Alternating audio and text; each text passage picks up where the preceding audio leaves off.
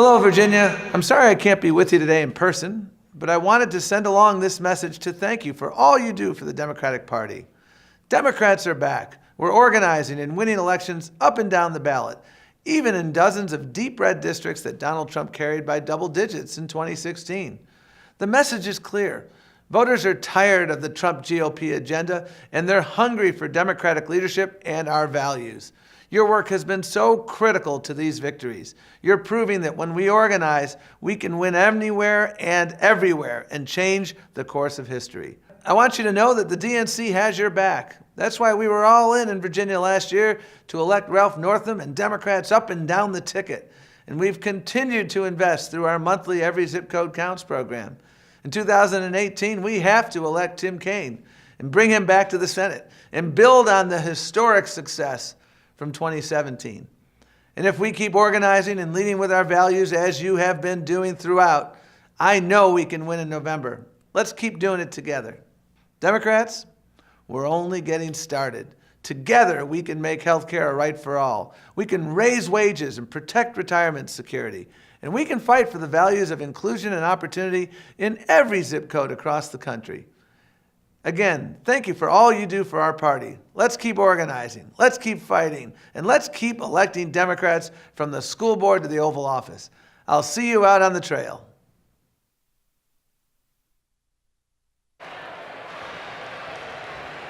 And now, welcome the Mayor of Richmond, LeVar Stoney.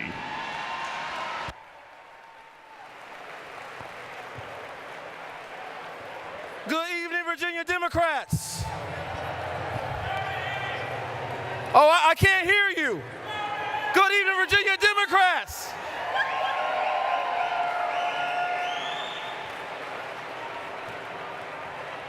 Your capital city welcomes you. You are in our historic Main Street station. I want you to know this is a city facility. This was the host of Governor Ralph Northam's inaugural ball. And tonight we are pleased to host the Virginia Democrats. I want you to know that each and every day we are working to make you proud of your capital city. Here in Richmond, we may be historic, but we are inclusive. Here in Richmond, we may be historic, but we also are welcoming. And I want you to know your historical capital is also progressive as well. Tonight,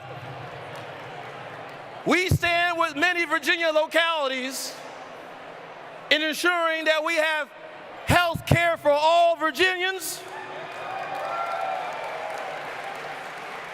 And if it wasn't for Democrats in the General Assembly, we would not have Medicaid expansion in Virginia this year.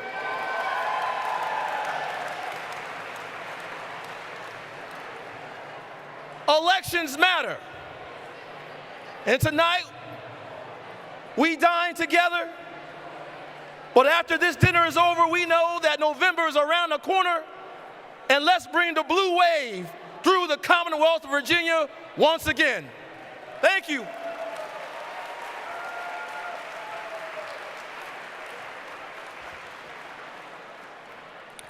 And now, please welcome the youngest members of Delegate Van Valkenburg's family for the Pledge of Allegiance.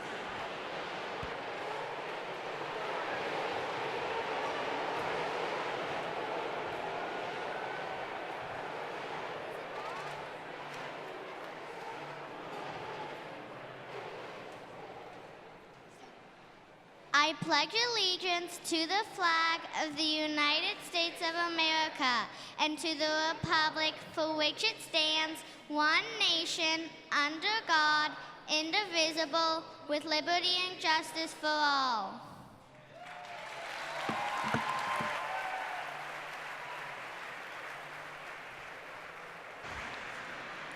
And now, give a warm welcome to Gina Payne to perform our national anthem.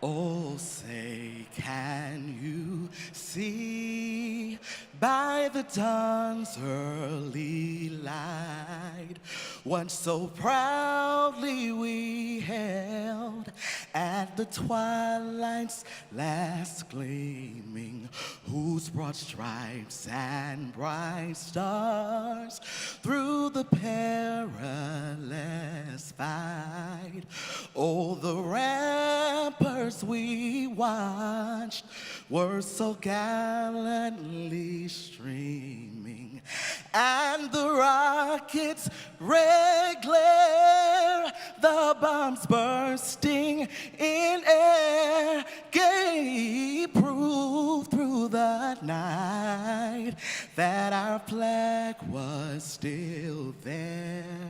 Oh, say, does that star-spangled banner yet wave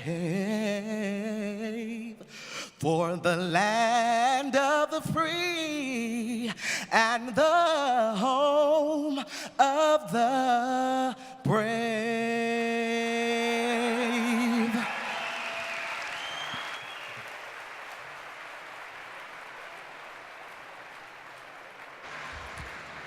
And now, your Democratic Party of Virginia Chairwoman, Susan Swecker.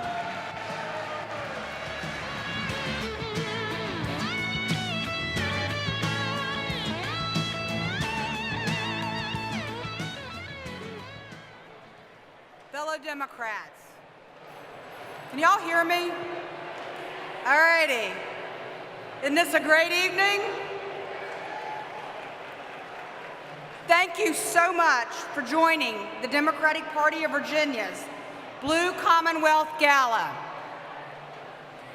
Let's address the name change right off the top. We went through a number of names before settling on Blue Commonwealth Gala, and everyone was so helpful. Governor McAuliffe suggested we call it the Terrific Terry Tribute. Well, we were all set to make that change until Mark Warner heard about it. He said it should be the Wonderful Warner Gala. Then Tim Kaine suggested a compromise, one that would be fair to Governor McAuliffe, Senator Warner, and Governor Northam. He suggested we call it the Committee to Re-elect Tim Kaine Dinner, which is how we ended up with the Blue Commonwealth Gala. What is that music? Oh, I think the music you hear, by the way, is a wedding next door. But my 86-year-old Aunt Jolene got all excited when I called her and told her I had big news about a name change. She thought I was getting married. We're so honored to have United States Senator Cory Booker here.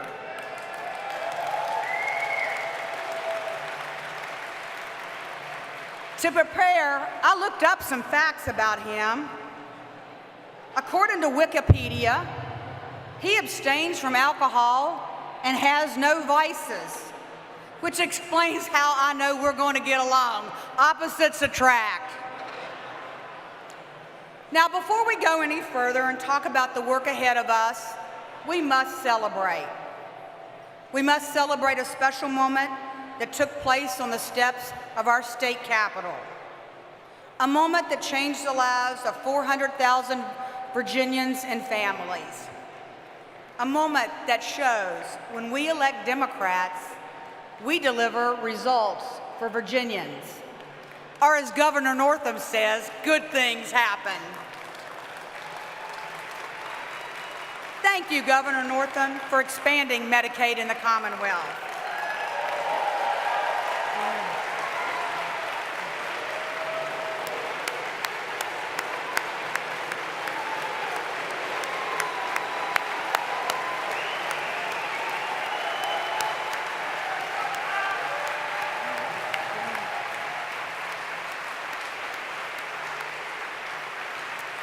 The image of you signing Medicaid expansion into law is one that we will never forget, and one that will make a difference in the lives of these vulnerable Virginians. They'll now have access to health care thanks to your leadership and perseverance, the persistence of Governor McAuliffe, the strength of our muscular minorities in the House and the Senate, and the hard work of Democratic leaders, volunteers, and activists who made the blue wave in 2017 and Medicaid expansion possible. Thank you, thank you, thank you. Two small but powerful words define to me who we are as a party in 2018 and as a Commonwealth. Moving forward. On the other hand, Republicans don't want us to move forward. They want to go back to a past that they wish they could recapture. Lord knows we saw plenty of that this week. Make no mistake about it, the Republican Party of Virginia is now the party of Donald Trump and Corey Stewart. They and the rest of that small-minded crew want to go back to a time when an elite few oppressed and discriminated against the many. That is who they are, they own it, and they wear it with a badge of honor. So there you have it.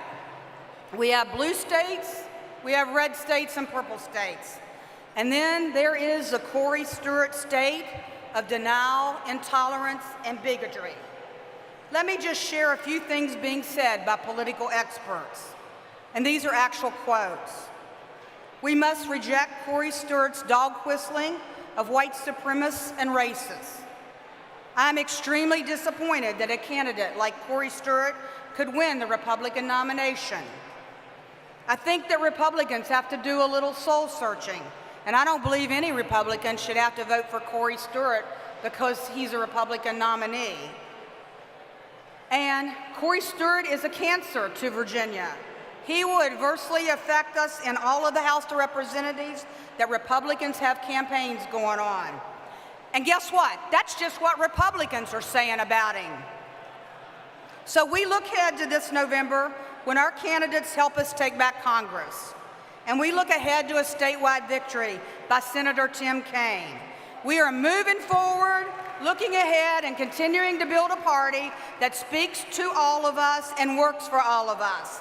And after we do that in 2018, we'll win back the state Senate and the House in 2019 and be the driving force as a party that takes the White House back. So that's my message for you all tonight. Let's never stop moving forward, changing things for the better, and keeping our Commonwealth the color of this gala. Let's have a great evening.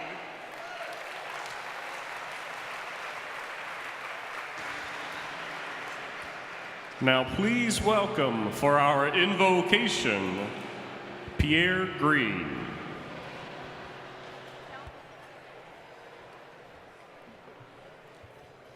Please bow with me for a moment of prayer. We humble ourselves before you, Lord, saying thank you for the many blessings you have bestowed upon us. We invite the Holy Spirit to lead and guide this event tonight. We thank you for the leaders you have put in position to lead our Commonwealth. We thank you for those people whose names will never be called, but they have dedicated their lives to service.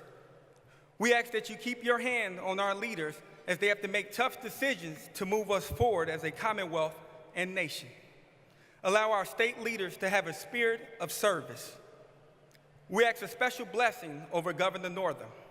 We ask that you give him the strength to lead with courage and passion to unify our party, Commonwealth, and nation to work toward a common goal. This is our prayer. We ask all these things in our Lord and Savior, Jesus Christ. Amen.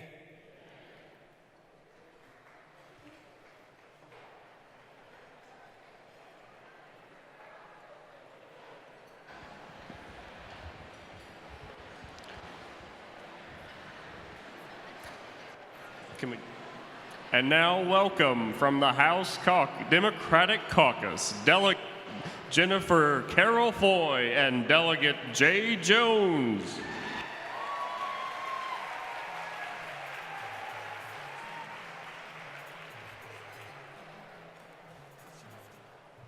Good evening, Virginia Democrats. How are you out there? That's not good enough. We need to be a little louder. How are you out there? That's what I know. Before I start, I do want to give a shout out to my Norfolk Democrats. I know you guys are over there. Make some noise. My name is Delegate Jay Jones, and I represent part of the city of Norfolk, and it gives myself and Delegate Carol Foy a tremendous amount of joy to be here to offer you greetings from the House Democratic Caucus. As all of you know, we have made tremendous strides over the last year in the House of Delegates. That would not be without the work of two very important people who I'd like to recognize tonight. That is House Minority Leader David Toscano and House Caucus Chair Charnel Herring. Please stand up.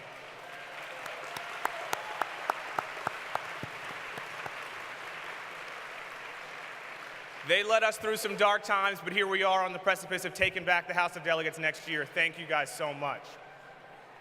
We would also not be here if not for the leadership and example of our statewide elected officials, Senator Mark Warner and Senator Tim Kaine.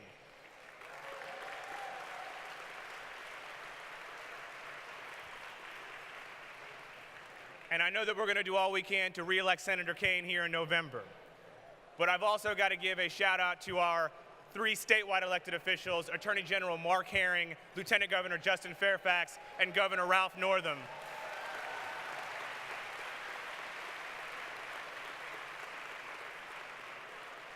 Thank you all so much for what you do for the Commonwealth, and thank you for your leadership. It is our pleasure to support you every day. We have come a long way, and what we need to remember is that we got here because of you. We are at 49 seats because of your energy, your passion, your door knocking, and your telephone calls, and you were rewarded with a House Democratic Caucus that looks like the Commonwealth of Virginia.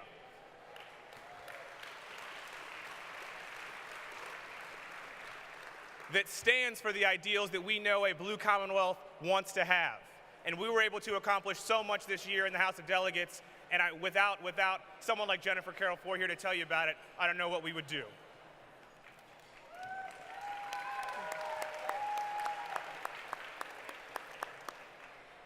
$28, $10, and $8.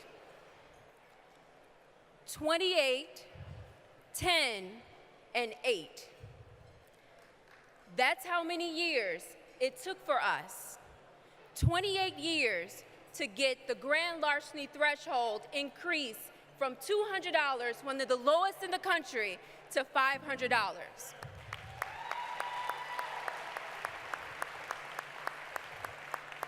Where I have personally represented children as young as 14 years old from being convicted felons for the rest of their lives for taking something as small as a cell phone, a pair of sunglasses. 10 years to fight for one of the largest teacher salary increases in Virginia.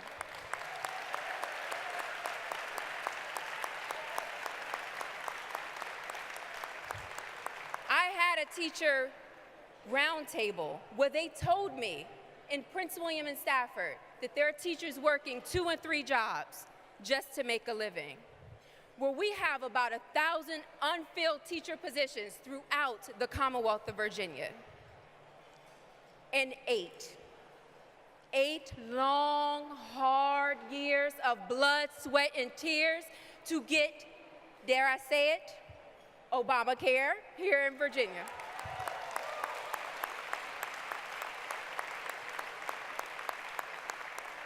8 years that we have fought to ensure that 400,000 Virginians have access to affordable quality health care. But we didn't do it alone. We are here because we are reaping the benefits of the seeds that have been sown by the people who came before us. We know that we are here because of the activists and the advocates who have made this a reality. Now that it's taken this long, we are here to say we're not going to wait anymore.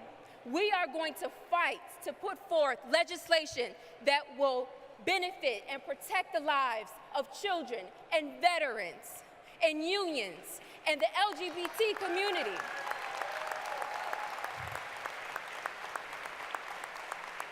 because that's what's important, and that's who we are at our core as Democrats. And as my friend, Senator Jill Gillibrand has said, there is only one place that a man who cleans the floor at McDonald's making $7.25 an hour, there is only one place that he is just as powerful as the man who owns a multi-billion-dollar company, and that is at the ballot box.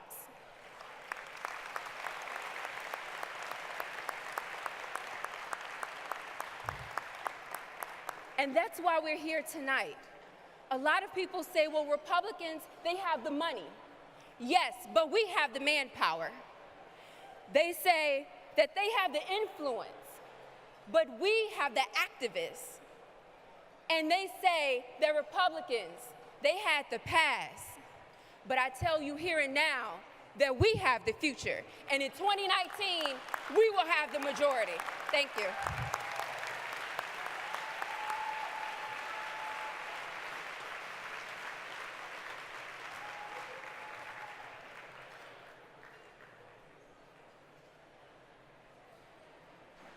Please welcome, from the Senate Democratic Caucus, Senator Mamie Locke.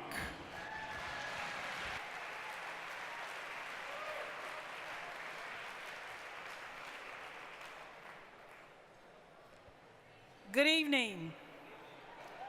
I'm Mamie Locke. I represent the 2nd Senate District. And I am here tonight to celebrate with you. Are we here to celebrate? I don't think you are. Are we here to celebrate? I would like to recognize the Senate Minority Leader, Dick Saslaw, and other members of the Senate Democratic Caucus. Please stand where you are.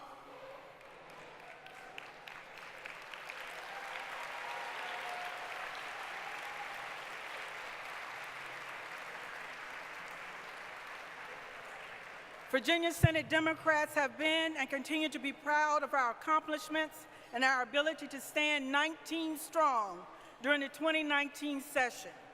We are also proud to have stood with Governor Northam, just as we were proud to stand with Governor McAuliffe before him in support of his amendments and vetoes. What a year we have already had. What does having more Democratic seats in the Virginia General Assembly get you? It gets you cannabidiol for children with epilepsy. No longer are families fleeing to Colorado, desperate for relief for their children. It gets you a grand larceny threshold, raised from $200, the lowest in the entire country, to $500, which means that never again will a child who made a mistake, like stealing a pair of sunglasses or something as small as a cell phone, have to feel the consequences of their actions, but they won't have a felony conviction on their record for the rest of their lives.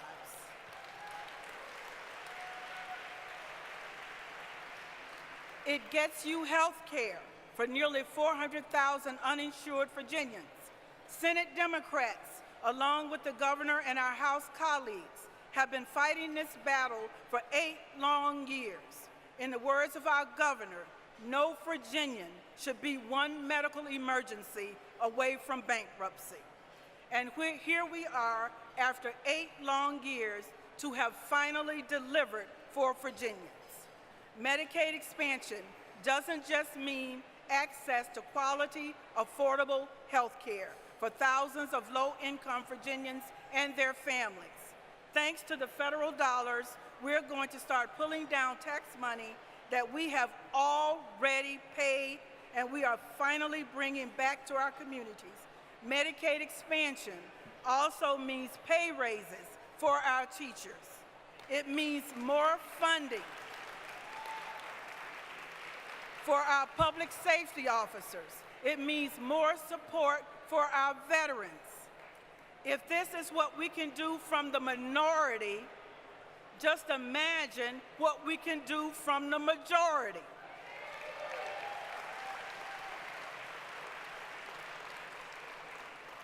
2018 is also an important year. We need to do everything to make sure that our very own Tim Kaine and our entire Democratic ticket is successful.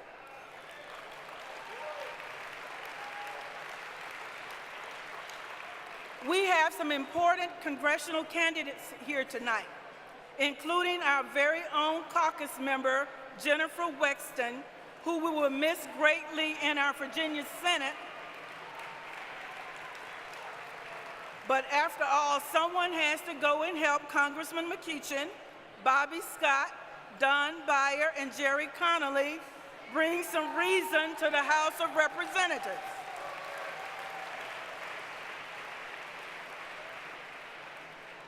Meanwhile, Senate Republicans are taking their cues from the Trump playbook, governing in 140 characters. This just is not who we are as Virginians. Change is coming, and it is absolutely our time to lead. 2019 is just around the corner. And if you think 2018 is going to be a good year, 2019 is going to be even better.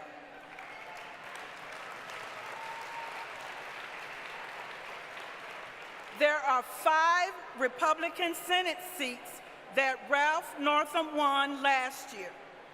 If we can get our balance in the Senate from 19 Democrats and 21 Republicans to 24 Democrats and 16 Republicans, just imagine what we could accomplish together. And we can get this done. So let's win in 2018, let's win in 2019, and let's make sure we are staying organized and working together to make sure we win in 2020.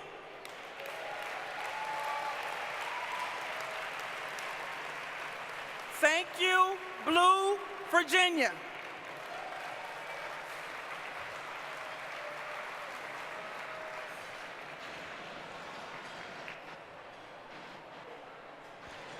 And now, from right here in Richmond, Virginia, your Congressman, Donald McEachin.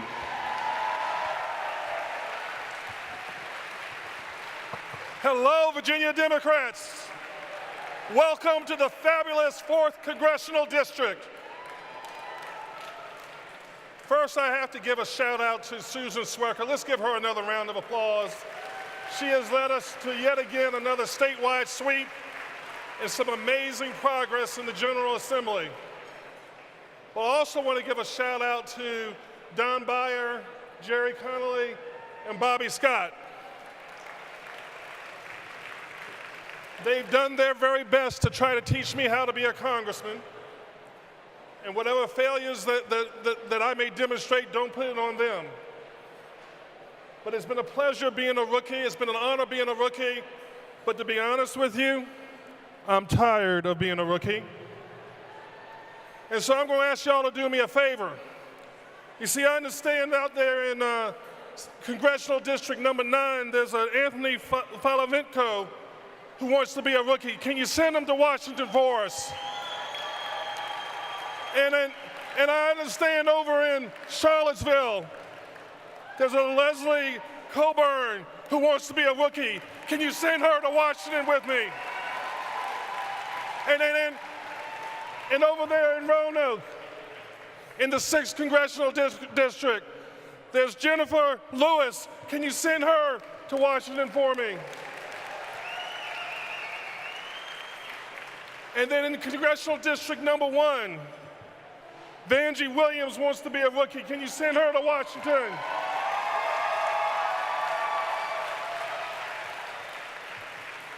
And down there by the shore, in Congressional District number 2, there's Elaine Laurier. Can you send Elaine to Washington to be a rookie?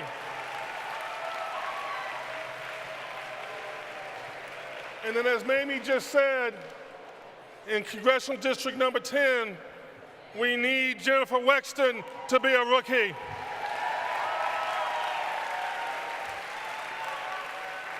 And I have a very, very special request. I need a new neighbor. You see, in Congressional District number 7, I said, in Congressional District number 7, can you send Abigail Spanberger to be a rookie? Thank you and God bless you.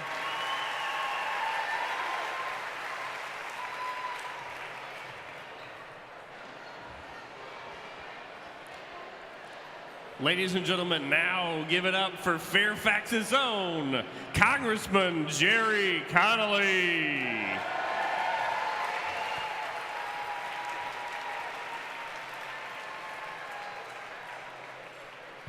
Well, holy Kavethi. I don't think Donald Trump knew there were this many Democrats in the Commonwealth of Virginia. You know, I do want to remind everybody in this room about the stakes in this year's midterm elections. My fellow Democrats, the stakes could not be higher.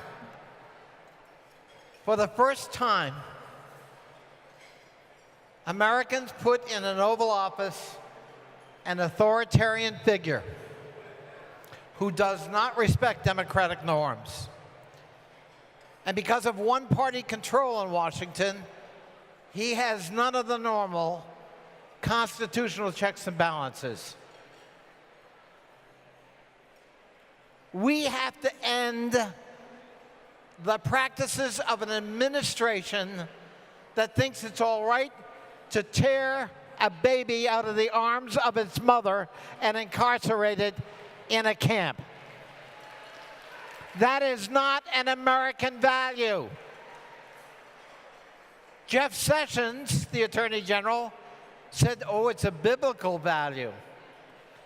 He must be reading the expurgated version of the Bible, because mine still has the Sermon of the Mount in it.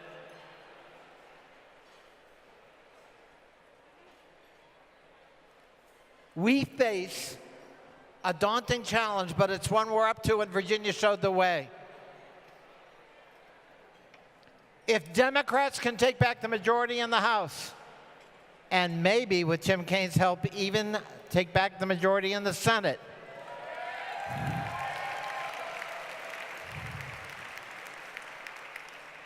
what a different world. Suddenly there'll be hearings. Suddenly there'll be accountability. There'll be subpoenas and investigations of the wrongdoing of the most corrupt cabinet since Warren G. Harding. The stakes are really important. The country is counting on us to do our job, to fight for them, and to win this election. Are we up to it? Are we up to winning the midterms?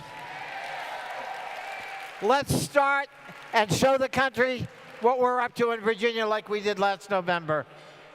And look at the difference it makes. Congratulations to our governor, Ralph Northam, and to his predecessor, Terry McAuliffe. 400,000 Virginians are going to have health care. It matters who controls government. So let's enjoy tonight's dinner, and let's work our hearts up to make sure the Democrats regain control of the Congress to provide a check on what's happening right now in America. God bless you all. Thank you.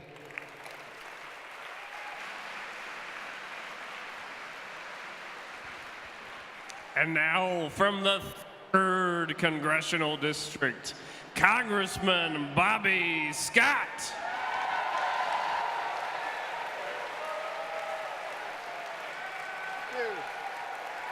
Thank you. Thank you. Virginia Democrats, good evening. First, let me join my colleagues in our warm welcome to Senator Cory Booker. Welcome to Virginia. We look forward to your comments. And we look forward to the comments of our senators, Mark Warner and Tim Kaine and others. Virginia Democrats, last year, we followed the great leadership of Terry McAuliffe by electing Ralph Northam as our governor, Justin Fairfax as our lieutenant governor, and we re-elected Mark Herring as our attorney general. At the same time, we're adding 15 new seats in the House of Delegates. We did that because our candidates were focused on important issues like health care and education and jobs, while our opponents compared immigrants to criminals and made Confederate monuments their highest priority. And we won because Democratic volunteers worked hard for our candidates. And if you don't think that hard work and those votes make a difference, just ask over 400,000 Virginians who will be getting life-saving Medicaid insurance next year. This year, Senator Tim Kaine will be focused on health care, education, and jobs, and regrettably, his opponent can be expected to be attacking immigrants and promoting the Confederate flag. And when we re-elect Tim Kaine, we can re-elect my colleagues Jerry Connolly and Don Beyer, Donald McEachin, and we will elect a new, hard-working Democratic members of Congress all over the state. That will contribute to the blue wave that will change the things that are going in Washington, the way things are going in Washington, D.C. We will change the direction in education and defeat the Republican Higher Education Act that will actually cut $15 billion in student aid from the student aid budget. That's the wrong direction. We'll change direction in job creation. The Republican job and tax cut scam for the top 1% is projected to produce less than 400,000 jobs. The same $1.5 trillion, if it had been in a Democratic jobs bill, would have created over 20 million new jobs. They went in the wrong direction. And we can put an end to the sabotage of Obamacare. Obamacare increased by millions of people who have insurance, limited cost increases, and improved the quality of your insurance. Everything the Republicans have done in Congress and President Trump has done has had the effect of increasing costs, reducing the number of people that have insurance, and reducing the quality of the insurance. That's in the wrong direction. And we'll change directions in civil rights by protecting civil and voting rights, not attacking civil and voting rights. And finally, we can have real criminal justice reform. We can follow the research and reduce crime and save money, and we can ignore the slogans and sound bites like mandatory minimum sentences, which have created mass incarceration while doing nothing to reduce crime. We know that every vote counts. The Republicans maintain control of the House of Delegates only because they won a tie vote and 2 recounts. So Virginia Democrats, let's work like we did last year and re-elect Senator Tim Kaine, pick up seats in Congress, and then next year take over the House of Delegates and the Virginia State Senate. And when we do, Virginians will get better education, better jobs, better health care, and overall a better deal. Thank you, Virginia Democrats, and remember, America is counting on us to lead the charge for change. Thank you very much.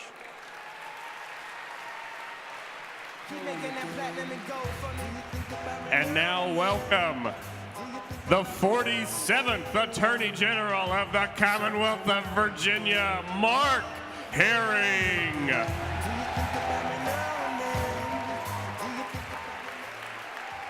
Hello, Virginia Democrats. It is great to be here with you all, and I want to thank you for everything you do to help get Democrats elected year in and year out. In 2013, you all made history when you made me the first Democrat to be elected Attorney General in 24 years.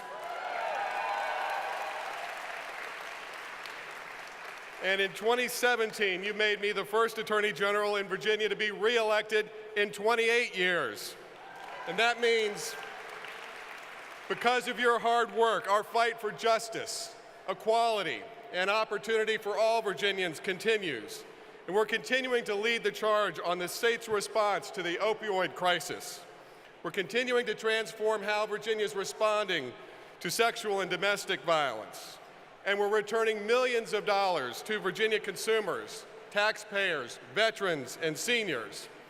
And after November 2016, standing up for Virginians also means pushing back against the excesses and the worst impulses of the Trump administration and a Republican Congress subservient to it. In just the last 18 months, we sued to stop the Muslim ban, and we won.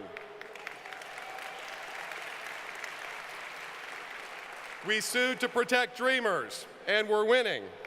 We've sued to protect the census, net neutrality, and we are defending, again, your health care. As you probably heard, last week the Trump administration abandoned the American people in yet another cynical legal challenge to the Obamacare. So we've stepped up to fill the void and picked up the defense of the Affordable Care Act in order to protect Virginians with pre-existing conditions and protect the progress that we've made, including the historic Medicaid expansion that Governor Northam signed into law last week that's now at risk. The fight for affordable, accessible health care is one of the most important battles we'll wage this year, in court and in Congress. And we in Virginia are so lucky because we could not ask for a better champion fighting for us in Washington than our Senator Tim Kaine.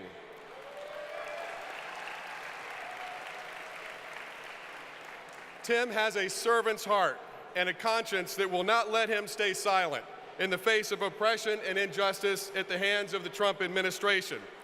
And the choice in this race could not be clearer.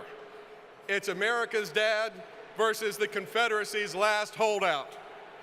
But if we have learned anything, it's that we cannot take anything for granted, and that's why each and every one of us needs to pull out all the stops to work as hard as we can and make sure we re-elect our incredible Senator Tim Kaine.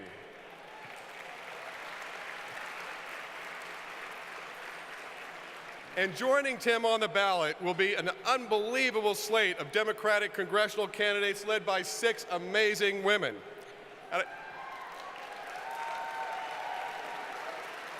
And I want to say a word about one of those races in particular. As you know, I'm from Loudoun County. Where are the Loudoun Democrats here? All right. The first congressional election I was old enough to vote in was 1980. And I've been represented by a Republican in Congress ever since. Well, this November, that is going to come to an end when we elect Jennifer Wexton as our next Congresswoman from the 10th District.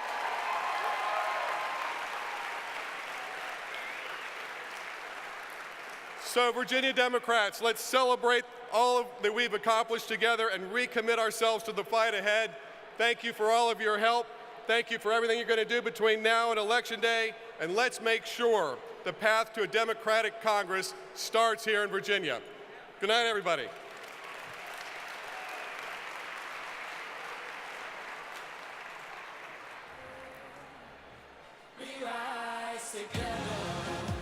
And now welcome your Lieutenant Governor, Justin Fairfax.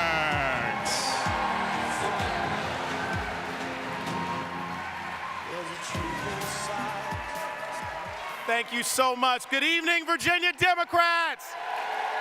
Good evening, Virginia Democrats. I am so excited to be here with you tonight. We truly rise together. Thank you all so much for what you have done to bring this night about. It is special in so many ways for everyone here in this room. but also for the hundreds of thousands of Virginians who now will have the security of having health care because you fought, we won, and we are changing life for the better for people all over the Commonwealth of Virginia. Tonight is also special, and this weekend is special, and I want to start by recognizing the person who is the love of my life and the rock of our family. Tomorrow we will celebrate 12 years of marriage. Dr. Serena Fairfax, I want to recognize you and thank you so much for your friendship, your love.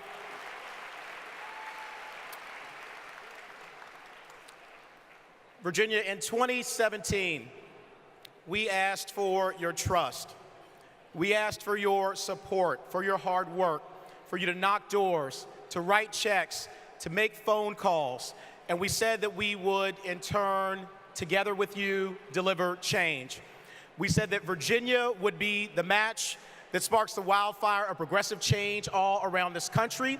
And when we won that election in 2017 with the most votes in the history of the Commonwealth of Virginia, the wildfire then spread to Alabama, into Wisconsin, and to Pennsylvania, and now to Texas and to Georgia. And what we are showing to the nation is that hope lives here in Virginia. After 2017, people were emboldened to fight for their values. They were emboldened to fight for change that people told us was impossible. And I want to recognize our great governor, whose leadership has allowed us to do something that people told us was impossible. Dr. Ralph Northam, along with Terry McAuliffe, who got us started. Governor Terry McAuliffe, stand up. You're why we have Medicaid expansion here in the Commonwealth of Virginia. Terry and Ralph, take a bow. Thank you so much for your leadership. Thank you.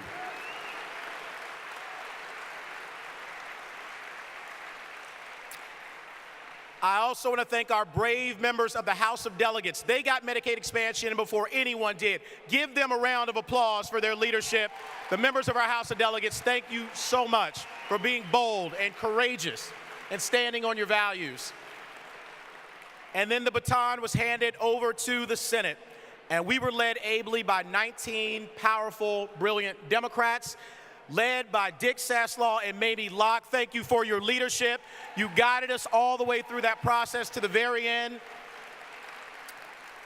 And because you entrusted me with the position of Lieutenant Governor, I had the distinct honor of banging that gavel 4 times and breaking 4 ties to make sure we delivered for the people here in the Commonwealth of Virginia.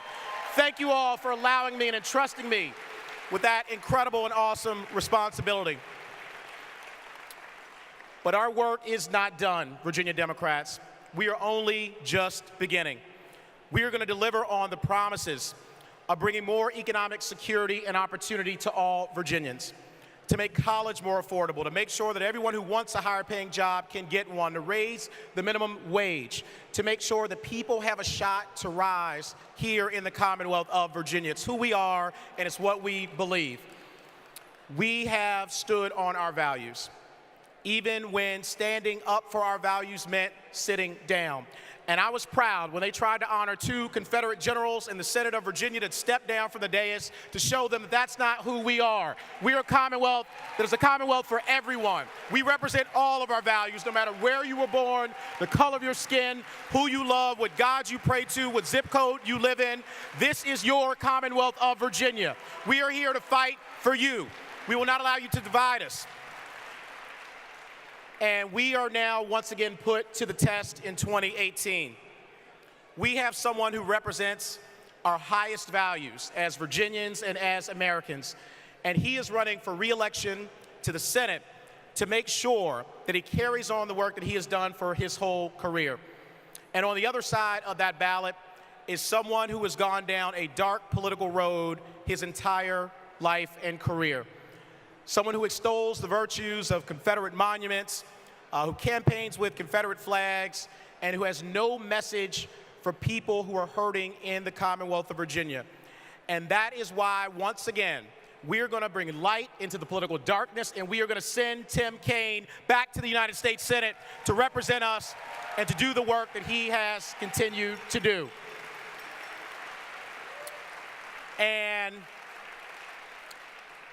Tim will be rejoining a man who represents our highest and best values, a man who we were proud to call our governor, are immensely proud to call our senior United States Senator from Virginia, our friend, my friend, Mark Warner, who is doing incredible work, keeping this country together, protecting us on a Senate Select Intelligence Committee. The Vice Chair, Mark Warner, has assumed a role that is helping this nation thrive, even amongst some of our toughest challenges.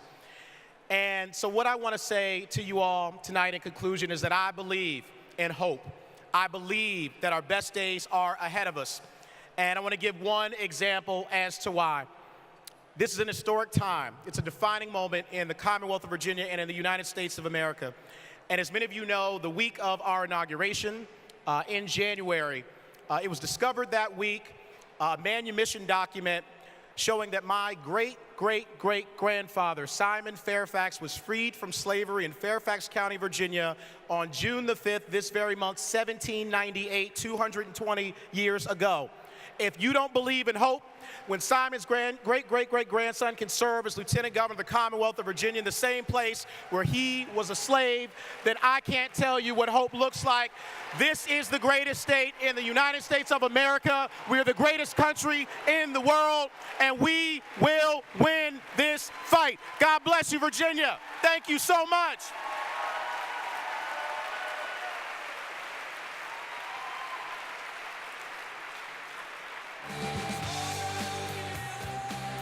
And now, please welcome First Lady Dorothy McAuliffe.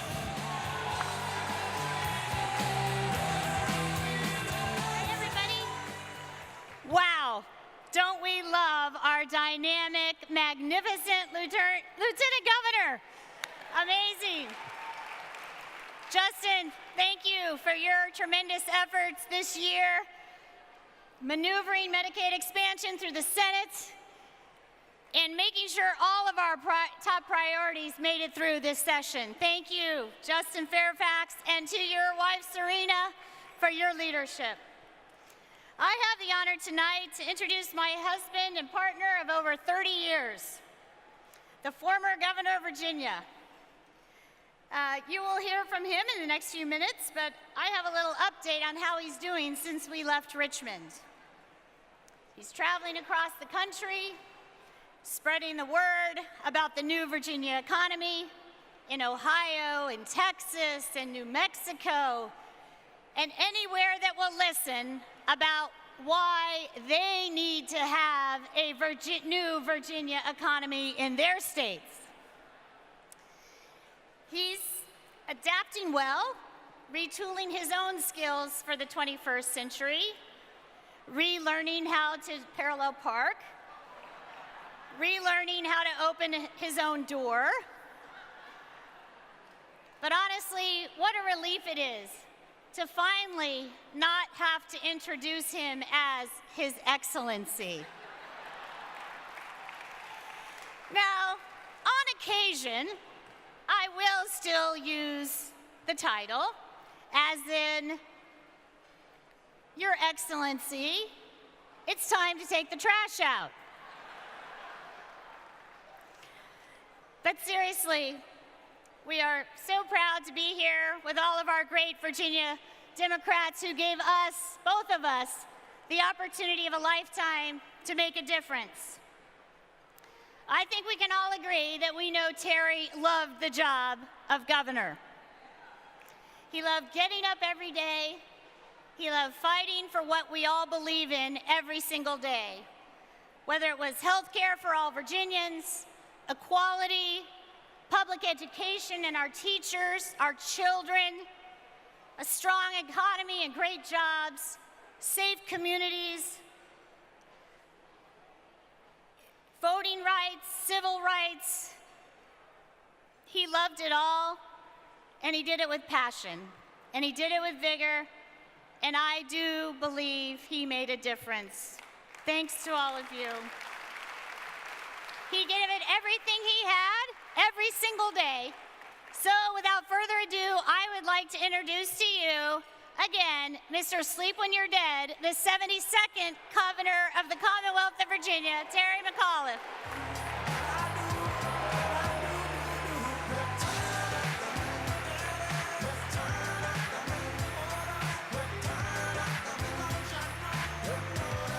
Well, good evening, everybody.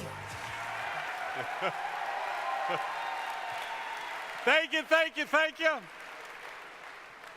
We miss you. We love you.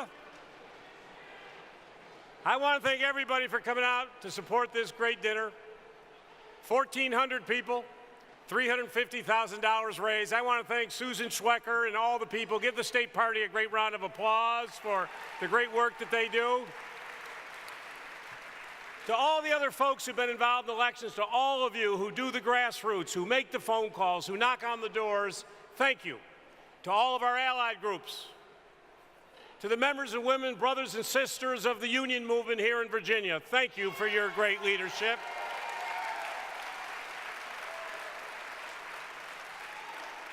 To all the men and women in this room who have served our country or serving today, we say thank you.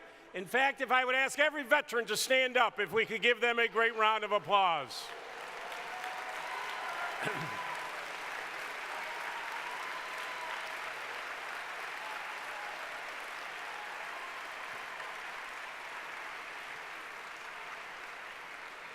I want you all to know that I'm settling nicely into retirement.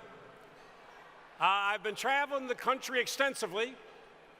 I've been all over America with one simple message.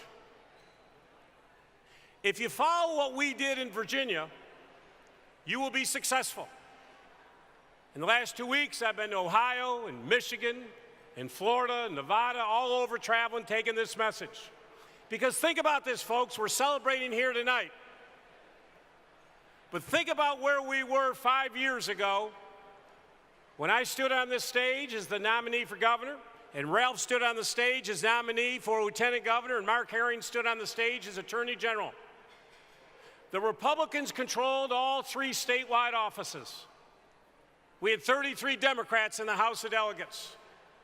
The Republican legislature had made an embarrassment of our Commonwealth with the attacks on women and LGBT members. That's where we were 5 years ago. And to be here 4.5 years later, with the success of Virginia, a state that has led the nation. When we took office, we inherited a $2.4 billion deficit. I was very proud we left office. We left the best budget in the history of the Commonwealth of Virginia. Hundreds of thousands of new jobs created, the #1 state in America for cybersecurity, data analytics, unmanned aerial systems, #1 in the country. We took unemployment from 5.4 to 3.6. And Ralph's going to take it from 3.6 to 1.6 by the time he's done. We took personal income up 12.3%. States can't talk about what we did here in Virginia. A record $1 billion investment in our K-12. We got rid of 5 SOLs. We're the only state in America today teaching cybersecurity in kindergarten, computer science, computational reasoning, 2 pay raises for our teachers, long overdue.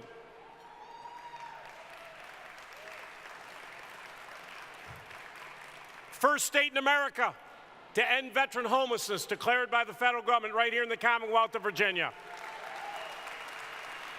30,000 veterans hired through our V3 program. We fought hard on these issues and we treated everybody with dignity and respect. We replaced the Board of Health because they passed those horrible trap laws to shut down every one of our women's clinics. Well, I'm glad that Ralph and we replaced that Board of Health and all of our women's health clinics stayed open here in the Commonwealth of Virginia.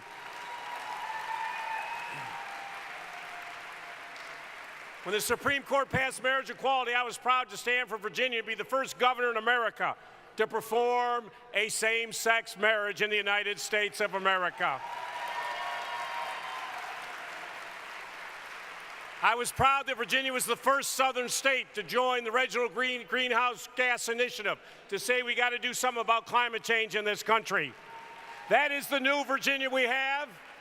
And working with all of you, I was so proud on April 22nd, 2016 to stand on the Capitol and give the felon rights back more than any governor in the history of the United States of America. This was not about me, this was about you, the people who made a difference. And I worked hard. I killed myself for 4 years trying to get Medicaid expansion passed. I worked it every single day. I schemed, I plotted, I strategized, I yelled, I screamed. Wasn't about us.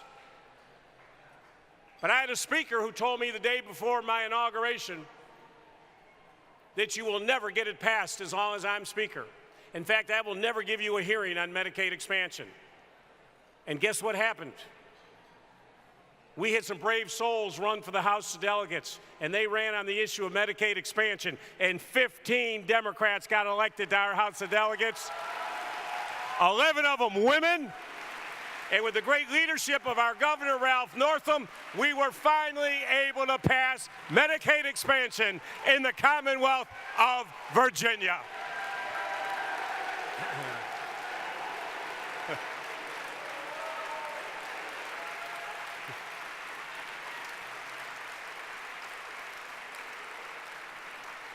So, folks, that's why you're here tonight. There is not another state in America that can go through the litany of things I just went through. But 5 years ago, we were a different state. Today, we are leading the nation. And as I travel all over America, people ask me, what's the future of the Democratic Party? I'll tell you what the future of the Democratic Party in America is. It's the Commonwealth of Virginia. We are the ones who lit the fuse to take our country back. So let's keep going. You've heard from our great members of Congress. We got to pick up a bunch of seats here in the Congress, and let's come roaring back next year and win our House and Senate, and then let's take back that White House in 2020, and that's how we're going to do it, folks. And we're going to do it with a positive message about how you create jobs and how you grow the economy. But we're a very special state, because also we have the best congressional delegation in the United States of America. There's no question about it. And the leader of that congressional delegation, I am so honored that I've been a friend of Mark Warner's since 1980. For 28 years, we have been good friends. He was a great governor of this great Commonwealth. His investment in education and getting things done here. But what is so important is what this man is doing today. And working with our other great colleague, Tim Kaine, one of the other greatest United States senators who will be reelected this year. But Senator Mark Warner has one of the toughest jobs in America today. Russia committed treasonous acts and committed a war against our country. They came in using cyber tactics to destroy democracy. They came in to undermine the basic tenets of our great nation. This was a deliberate plan. And one man now is going to be able to uncover what happened, and most importantly is to protect our country, because we cannot let foreign governments come into our country and hurt the great United States of America. And one man is leading that effort. He is the general of this cause, and I am so blessed that he's a Virginian, that he is leading that effort, and we all should be so proud of what he has done for Virginia, but most importantly, what this man is doing for the United States of America, our senior senator, Senator Mark Warner.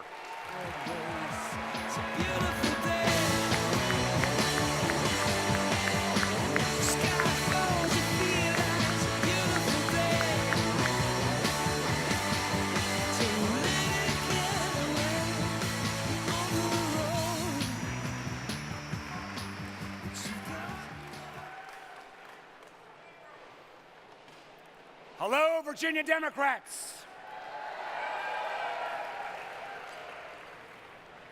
You all look wonderful. First of all, I love Terry McAuliffe. Even if his math isn't that great. We did meet in 1980. The truth is, Terry McAuliffe is my boss. We have been friends for 38 years. And I am so proud of the energy, the vigor, the passion that he brought to this job. And yes, Dorothy, I will still call him occasionally His Former Excellency. And what Terry is doing right now,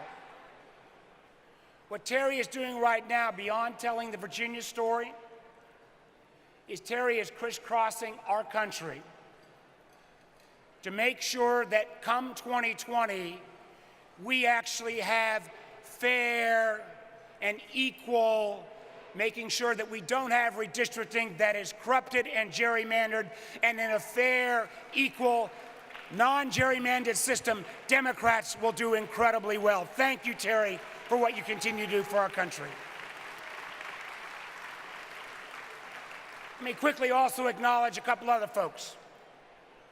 I don't know about you, but for years, I have been proud of our Attorney General, where time after time, when there's a choice of political expediency or what is right for civil rights or human rights or making sure Virginians have access to health care, Mark Herring has been our defender. Thank you, Attorney General Mark Herring.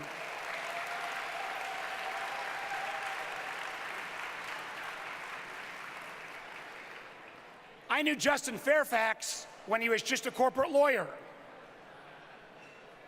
But Justin Fairfax has brought passion, integrity, and I saw Justin earlier tonight. Sometimes in politics, you make a statement by what you say, but oftentimes in politics, you make a bigger statement by what you do. And when Justin Fairfax stood off the dais in the state Senate of Virginia and quietly said a statement that we are a Commonwealth that looks forward, he spoke for all of us. Justin, thank you for your leadership.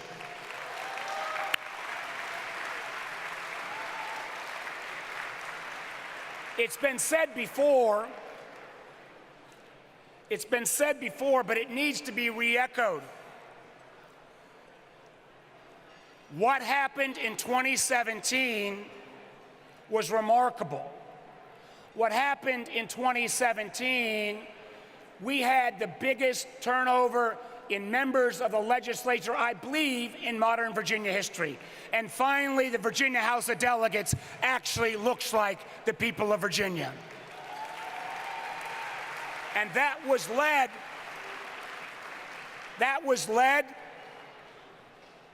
by the governor who got us Medicaid expansion. That was led by the governor who did not have to take this path. He and Pam had a great tenure as doctors and extraordinarily successful in Norfolk. This is a man who leads with passion, leads with courage, and his best days and Virginia's best days are in front of us. Let me present you again our current excellency, Ralph Northam, the great governor.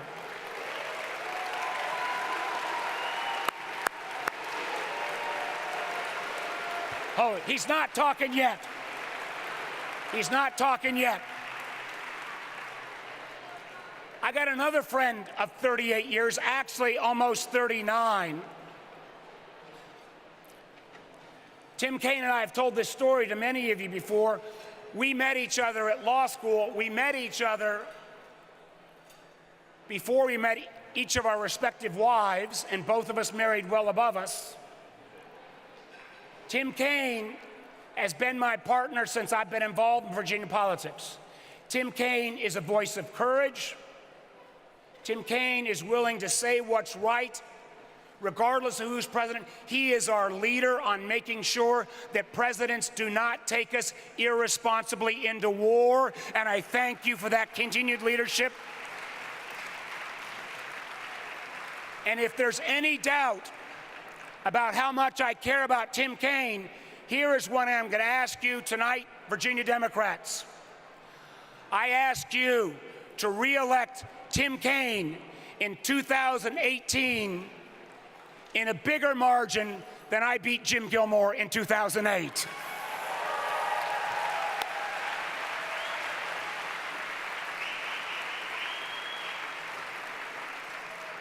And let me say a word. You all, sometimes JJs or Blue Waves, these dinners didn't used to go this long. But your speaker tonight, we didn't have as many Democrats to celebrate. But our speaker tonight, and Tim and I will validate this, is one of the greatest rising stars our national party has to offer. Our speaker tonight has an only in America story of rising up, serving his local community, playing sports, doing incredibly wild things, and now serves with Tim and I in the United States Senate. He is an extraordinary senator of compassion. He's an extraordinary senator that reeks of his humanity. And let me tell you this, as it was already mentioned by our great party chair, Susan Swecker, Cory Booker both doesn't drink and is a vegan. This is the funnest and funniest non-drinking vegan I've ever met.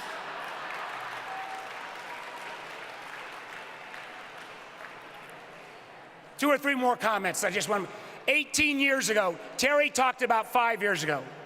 In many ways, 18 years ago is where a lot of this started. 18 years ago, when Dick Saslaw was already in the middle of his career. 18 years ago, we not only had no statewide elected officials, but Virginia was ranked right next to Idaho and Wyoming as being the reddest state in the country. Virginia at that point had a 2-to-1 Republican legislature. And Tim Kaine and I, with many of you in this room, said Virginia Democrats were about governing well, about making sure in the 21st century you shouldn't have to leave your hometown to find a world-class job, and that everybody in America and everybody in Virginia ought to have an opportunity to earn a good life. And with help with folks like Doris Crouch Mays and others, we started a trend. We started a trend in Virginia that, as Terry has indicated, everyone across this country should look at. Now, listen up for 2 minutes. This election in 2018, this election that Tim confronts in 2018 is going to be extraordinary. Don't believe me.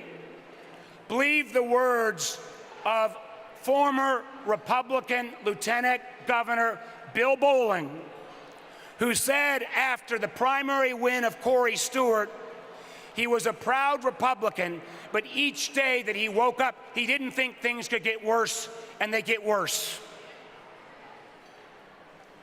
We are confronted today with a Trump-Corey Stewart party. The Republican Party of Virginia is no longer the party of John Warner and Linwood Holton.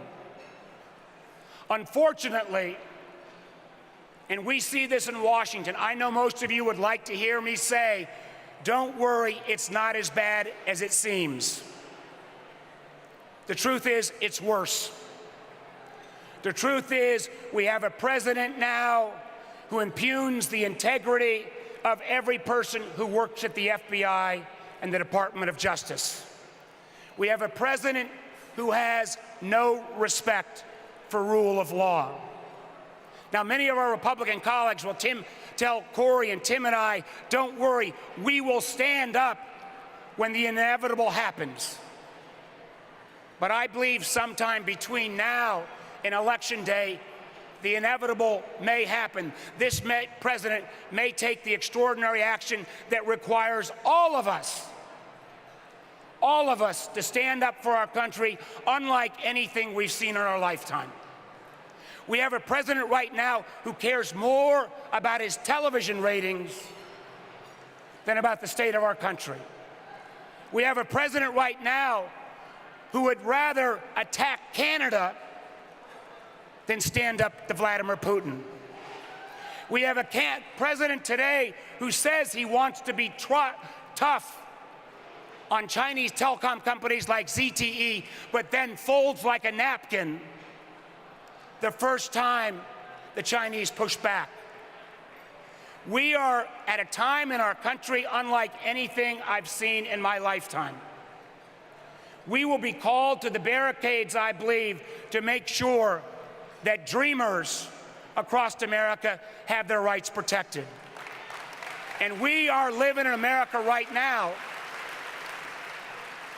where images of families with mothers having their children stolen from their arms under a policy that this Attorney General says is zero tolerance, what I would say to you, fellow Virginians, fellow Democrats, is we need to show this administration we have zero tolerance for that kind of behavior. That is not who we are as a country. We are better than this. We will stand up for human rights. We will stand up for civil rights. We will push back against those who appease and oppose rule of law. Now more than ever, we must stand up. The victory in the Virginia House and the U.S. House starts in Virginia. Re-elect Tim Kaine. Let's kick some butt. Thank you all. And on that note, we've got a lot of First Ladies tonight. It's my honor to bring up Pam Northam in just a moment. Pam Northam, who's somewhat like my wife Lisa, I don't think would have chosen a life of politics as her first choice. But I saw the character of Pam Northam in many ways most explicitly about a month ago when we were doing the opening, I don't know if Brian Moran's here, of the National Guard headquarters in Virginia. It was 98 degrees in the shade and the humidity was above 90%. The governor, in a brilliant move, decided to send the First Lady instead. All of these folks in military garb, and then there were these 4 reenactors from Jamestown. And Pam and I both thought if we each talk too long, these folks are going to keel over. She pulled off this assignment, Governor, with grace, style, and did a hell of a lot better job than either you or I could have done. So with no further ado, let me present to you the great First Lady of the Commonwealth of Virginia, our friend Pam Northam.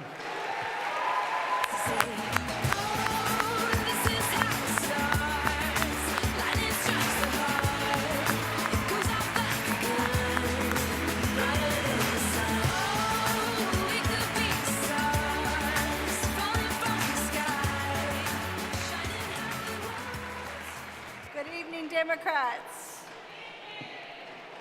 What an honor it is to be here with you tonight. We're here to celebrate and to thank you.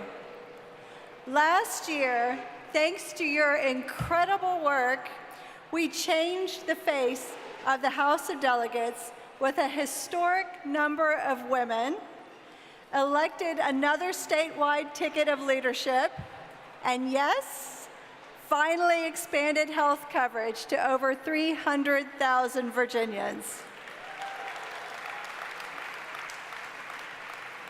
Last year, we saw a record number of Virginians stand up and run for office. We know the sacrifice and courage it takes. Next year in 2019 and beyond, we need you and great candidates like Senator Kaine, now more than ever, to continue changing the tide. Hope and courage are contagious. Many people from other states have told me that they are looking to us, to Virginia, for leadership. As Dr. Goodall says, let us together sow seeds for a better harvest, a harvest of hope. Now it is my pleasure to introduce someone who has taught me a lot about hope and perseverance. And we had a special deal. I said, if you could get Medicaid expansion, I will call you His Excellency. So please help me welcome the 73rd Governor of the Commonwealth of Virginia, His Excellency, Ralph Northam.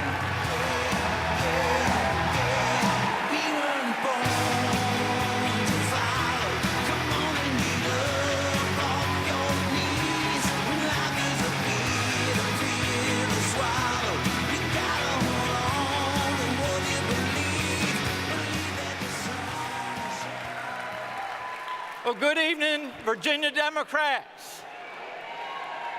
Wow. What a beautiful sight this is. You know, I come from the eastern shore of Virginia, but we don't have waves this big over there, so congratulations. To my beautiful wife, Pam, thank you so much for the kind introduction, but more importantly, thank you for your love and your friendship and your support over the years. Now, I've got to kind of clear the air a little bit. When I graduated from the Virginia Military Institute, I wasn't really one of Virginia's most eligible bachelors.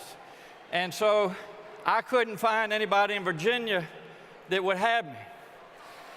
So I had to go all the way to San Antonio, Texas. But what a gem I found there. So Tammy, thank you. And I wasn't supposed to say this evening, but tomorrow is my wife's birthday, so happy birthday, Pam.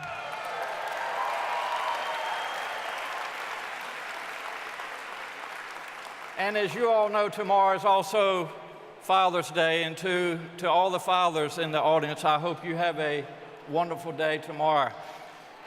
Susan Swecker and your staff, my.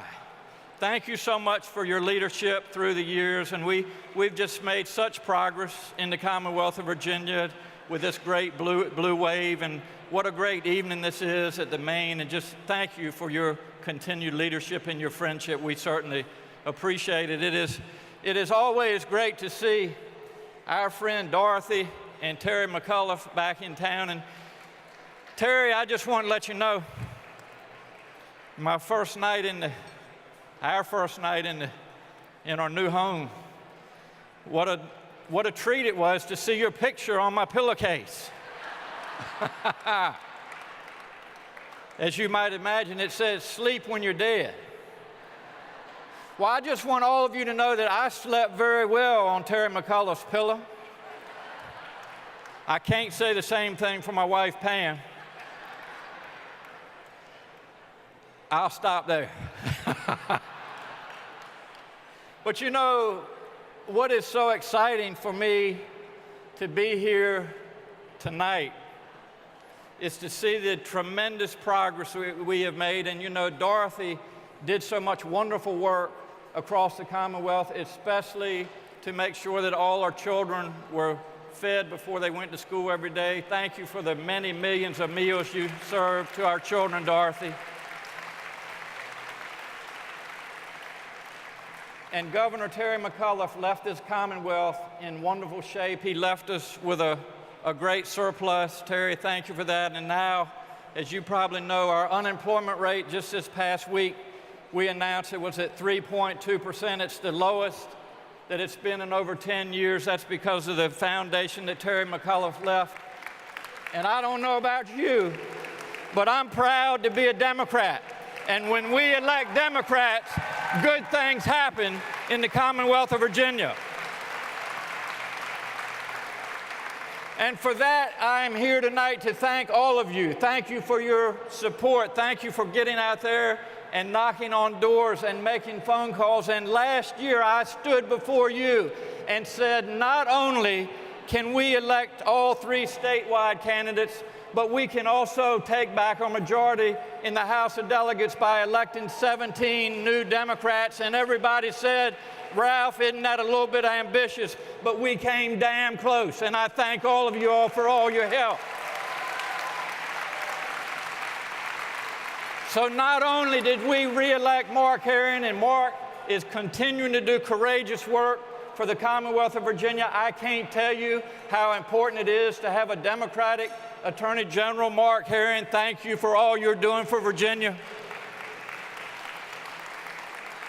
And I was so proud of our friend Justin Fairfax. What a great job you did in your first year, Justin. And you might not have heard this the first time, but he broke 4 ties that helped us expand health care in the Commonwealth of Virginia.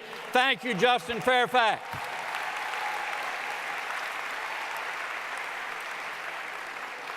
And 15 new members in the House of Delegates, 11 of whom are women.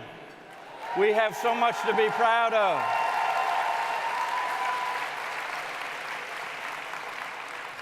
And because of your support, I have a great cabinet and I have great staff, and I know some of them are here tonight. They are doing wonderful work for the Commonwealth of Virginia, so I thank all of you. But as you probably have heard, our cabinet is the first cabinet in the history of the Commonwealth of Virginia that is a majority women.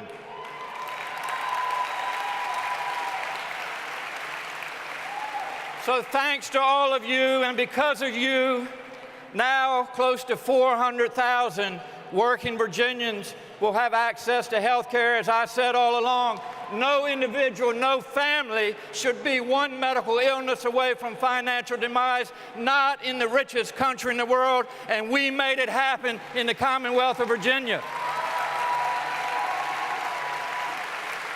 Not only are we providing health care, we're bringing back resources to the Commonwealth of Virginia that will support higher education, support K through 12 education, raises for our teachers, raises for our law enforcement, state workers. Good things happen when we elect Democrats. And because of you, we changed our felony larceny from 500 to 200 to 500. It hadn't been changed since 1980. Because of you, Virginia took the leadership and brought back a dedicated source of revenue for Metro, $154 million. That was because of you. But we still have a lot of work to do, don't we, Democrats?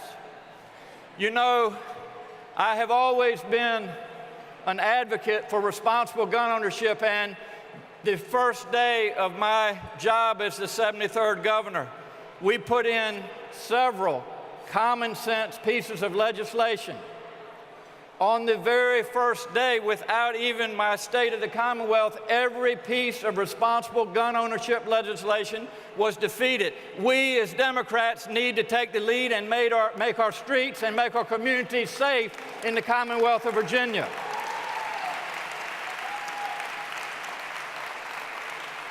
We need to take care of our labor, our unions. They play such an important role in the Commonwealth of Virginia. And I don't know about you, but nobody should be expected to support themselves and their families on $7.25 an hour. We as Democrats need to raise the minimum wage in the Commonwealth of Virginia.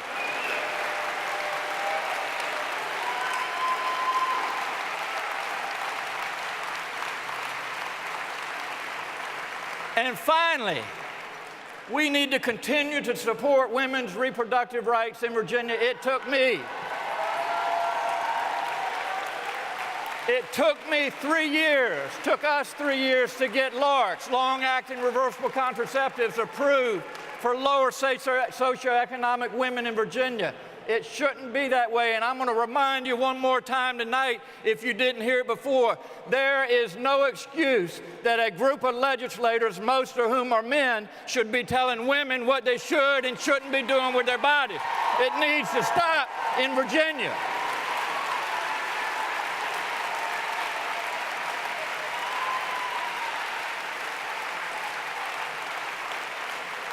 So how do we make these changes? We do it by electing and re-electing Democrats across the Commonwealth of Virginia and across this great country. I am so proud that we have such a great lineup of congressional candidates this year. Let's get out there and make it happen for them. We also need to do everything that we can to re-elect and get our majority back in 2019. It is time for us to go on offense and stop playing so much defense. And finally, we need to re-elect Senator Tim Kaine as our U.S. Senator.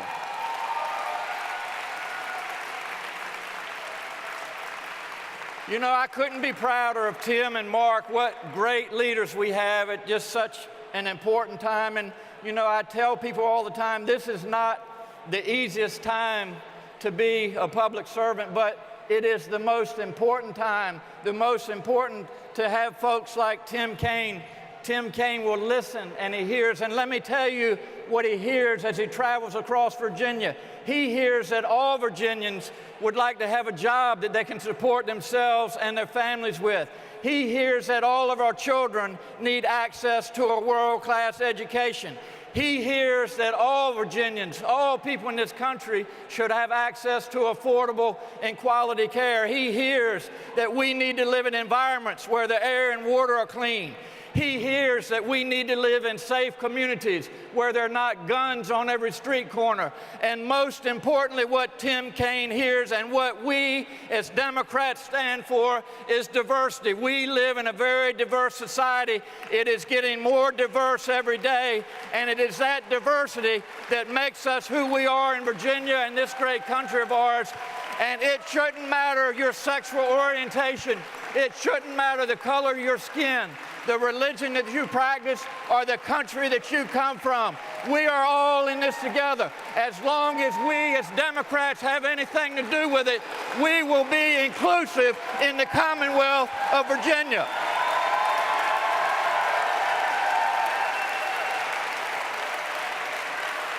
So I thank you.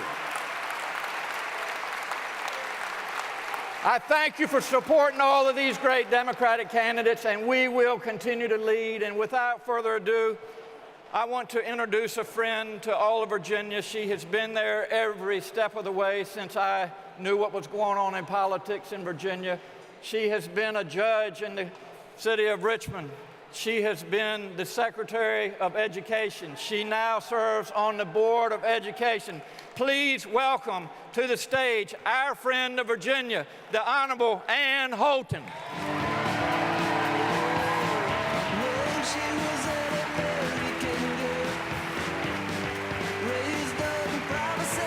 Hello, Democrats!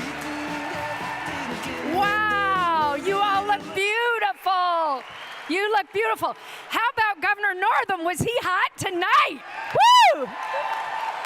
Governor Northam, I'm going to tell you something. I think with what you've done this year, Medicaid expansion, teacher raises, or energizing Democrats, I think I'm going to graduate you to the elite club of my favorite governors of Virginia. Well, almost everything has been said tonight that needs to be said by almost everyone who needs to say it, but not quite. I want to talk today about the fact that tomorrow is Father's Day, and let's applaud all the fathers in the house.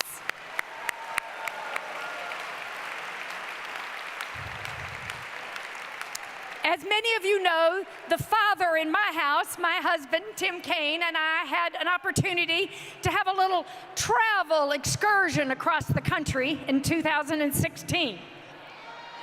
And we brought home some souvenirs, and one of the souvenirs we brought home from that experience was the dad joke meme. In case you haven't seen it, just go Google Tim Kaine dad joke. Neither Tim nor I knew what a dad joke was when we started that experience, but we're learning. But I will tell you now that our kids say that 90% of the Tim Kaine dad jokes are true. I'm not going to tell you much about him tonight because you've heard from others and you'll hear from him, and you know Tim. You know Tim. You know him personally, you know him professionally. But I do want to tell you what a great partner and a great dad Tim has been in our family. You know, he has been in politics literally throughout the lifetime. Our youngest child is 23. Tim was already involved in city council politics when our youngest was born. So throughout their lives, he's been in politics. But he has made time throughout that time to be a great dad to our three children, camping trips and walking kids to school and filling backpacks and emptying backpacks and loading dishwashers and misloading dishwashers. But I can tell you, you all know so many wonderful things about him, but I can tell you right here and now that nobody could be prouder of what a great dad Tim has been and what a great stepdad he is to America, thanks to his time on the National Trail. Tomorrow we will celebrate our son. Our oldest son is now a captain in the Marine Corps and is stationed, yes, thank you, and is working up at University of Maryland, but at the moment he's at Quantico helping train the next generation of Marine Corps officers, and will sneak out for a few hours to come down and celebrate Father's Day with us. I hope all of you have a wonderful Father's Day tomorrow, and think about all the families across America who need strong dads. And with that, I give you my favorite dad, my favorite governor of Virginia, my favorite United States Senator, Tim Kaine.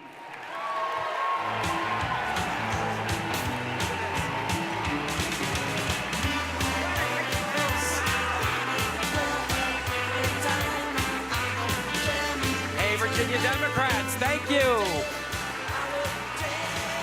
Wow, what a great night. Don't I have a fantastic wife? I mean, I want to thank Ann so much. We have been partners for 33 and a half years, every day, living, loving, learning, raising 3 wonderful, beautiful children together in the vineyard to try to make Virginia more progressive. It makes us feel so good to see all of you here in our hometown of Richmond. Thank you so very, very much. It is the night before Father's Day.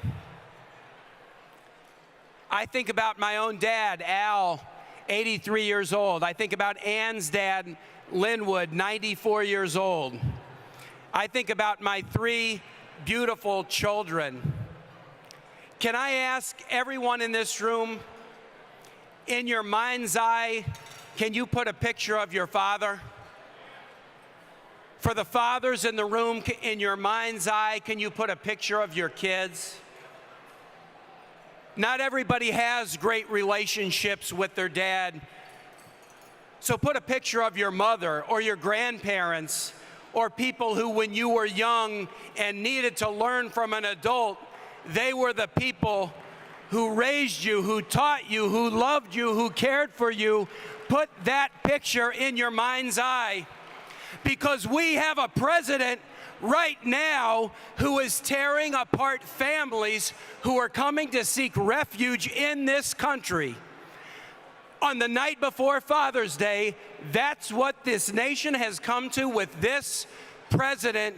Will you do everything you can to fight back against a president who wants to tear families apart?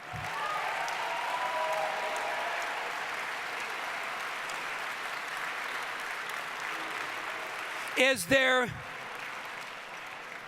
any doubt that if these children had light skin and were speaking English, that they wouldn't be loaded into cells and rooms in a windowless Walmart in the hundreds and the thousands on the southern border of this country?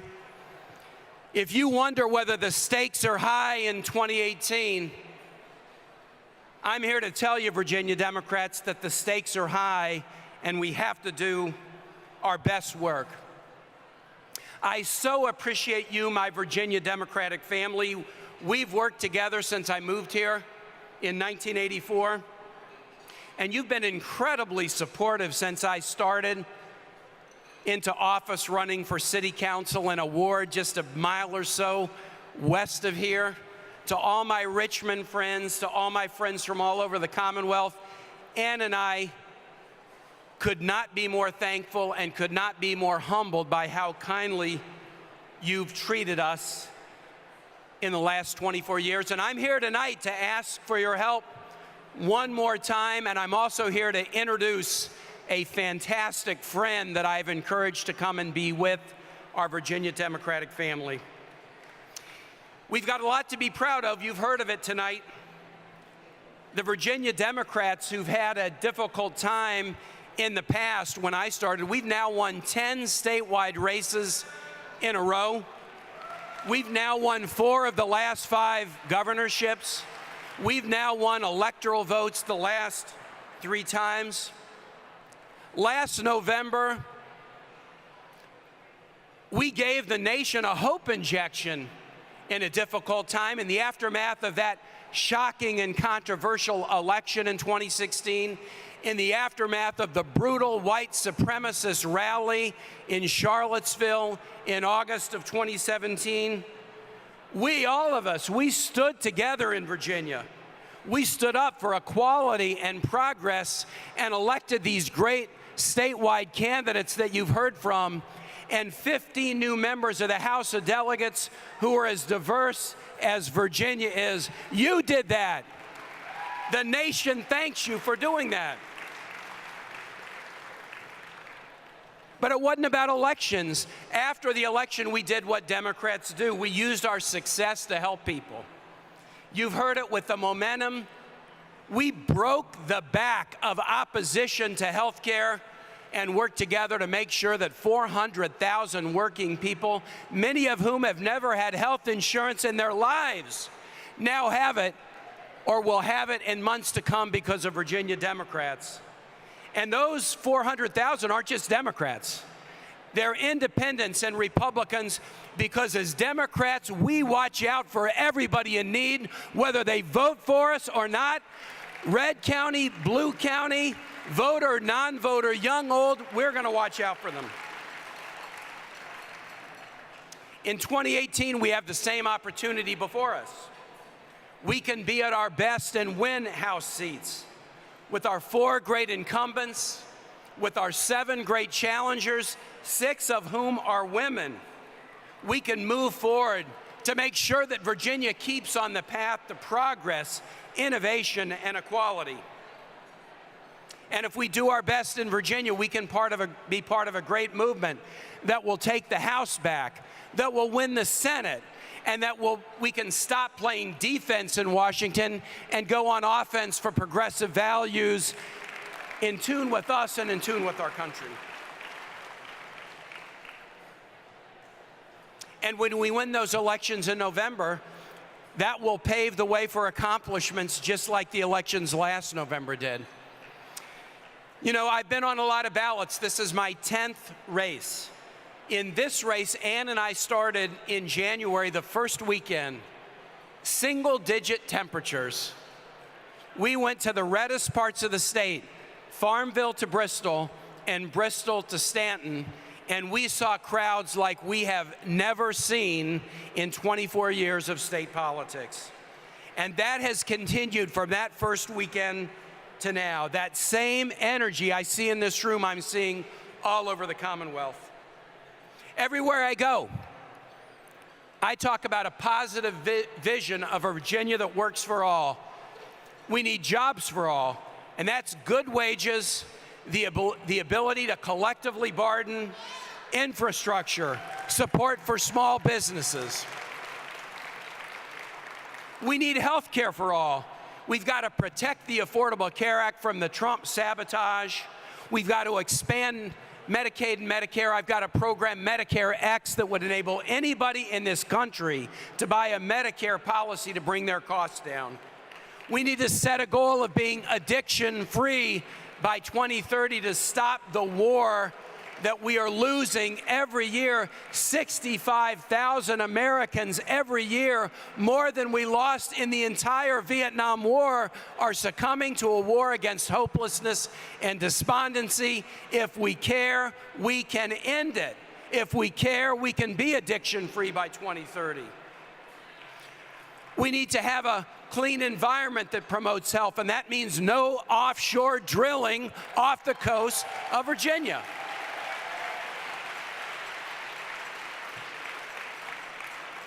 We need to have education for all. That means career and technical education, apprenticeship and trades, affordable college.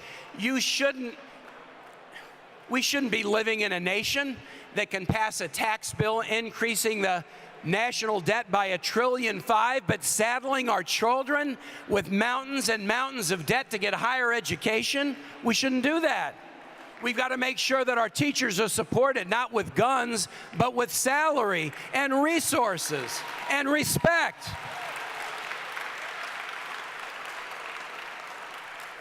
We need security for all, reducing gun violence, supporting law enforcement with the right investments like mental health and substance abuse treatment, because that's what they're dealing with on the streets of our communities. We need to stand for our military. We've got to make sure that we never go to war unless Congress has the guts to have a vote on it in this country.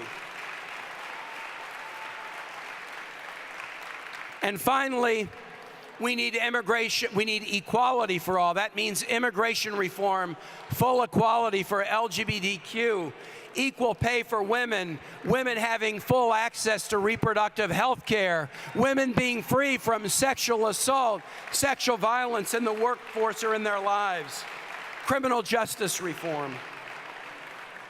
This is my vision of Virginia that works for all, and it's what I've been doing in 24 years as an elected official, listening to people. When our vets and our military spouses told us that our unemployment rate was too high and they were suffering, I wrote legislation and got legislation passed in the Senate to bring down unemployment among military spouses and vets. When our young students at UVA complained about sexual assault, we wrote a bill together, the Teach Safe Relationships Act, to educate students on proper behavior and consent and where to go for help to bring down sexual assault among young people. And it's not just about solving Virginia problems, it's also about taking Virginia ingenuity to Washington and trying to do more of it. Innovative strategies to engage in shipbuilding, career and technical academies that are across Virginia being across the United States, recovery home strategies to battle addiction. Virginia has some of the most innovative ideas in the country, thanks to our governors, Governor Northam, Governor McAuliffe, Governor Warner, and we've got to do more of them at the federal level. I am confident that my positive vision of Virginia that works for all will carry the day, and it's a clear contrast with my opponent. I'm not going to say the name of my opponent in this speech.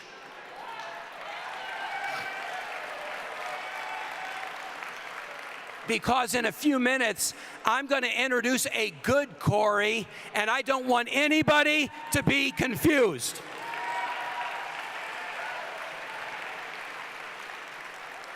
My opponent in this race says his goal is to run the most ruthless and vicious campaign that Virginia has ever seen. Is that what Virginia needs? Is that what the Senate needs? My opponent wants to slash Medicaid and take health insurance away from tens of millions of people by repealing the Affordable Care Act. Is that what Virginia needs? Is that what the Senate needs? My opponent says he will only support judges who want to overturn Roe versus Wade. Is that what Virginia needs? Is that what the Senate needs? My opponent wants to eliminate the Department of Education, and he has a track record of underfunding public schools. Is that what Virginia needs? Is that what the Senate needs? My opponent calls climate change a hoax. Is that what Virginia needs? Is that what the Senate needs?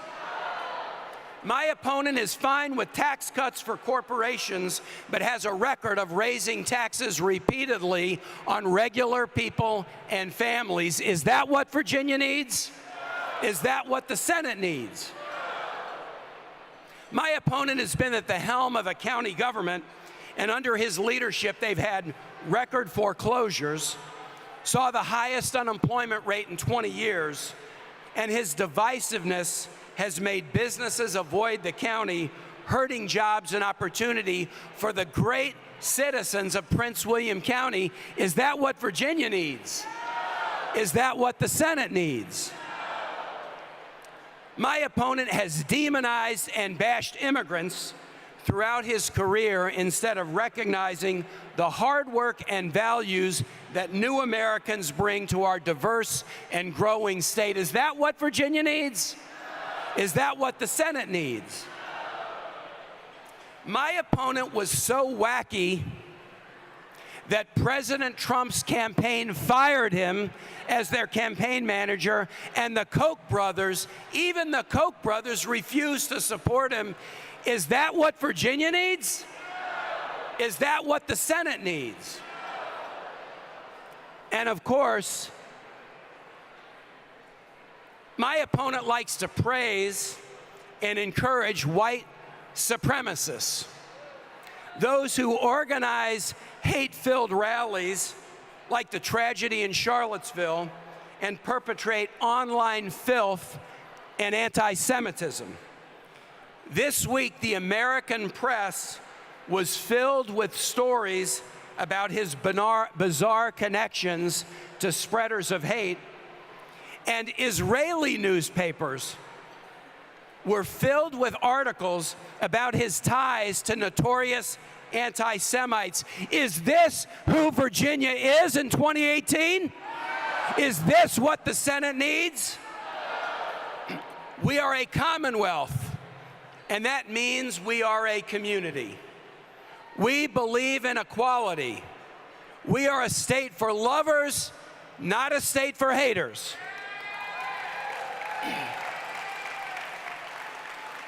And I ask for your help to return to the Senate so that these true Virginia values can continue to take this state forward and help lead the nation to better days. So let's press ahead. Let's do all we can to win big up and down the ballot in November. We need to send a clear message about who Virginia is and who Virginia isn't. And with your help, we'll send that message. I'll return to the Senate. We'll elect these great House candidates.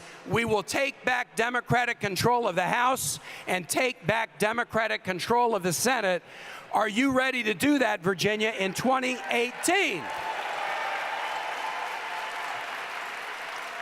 It is now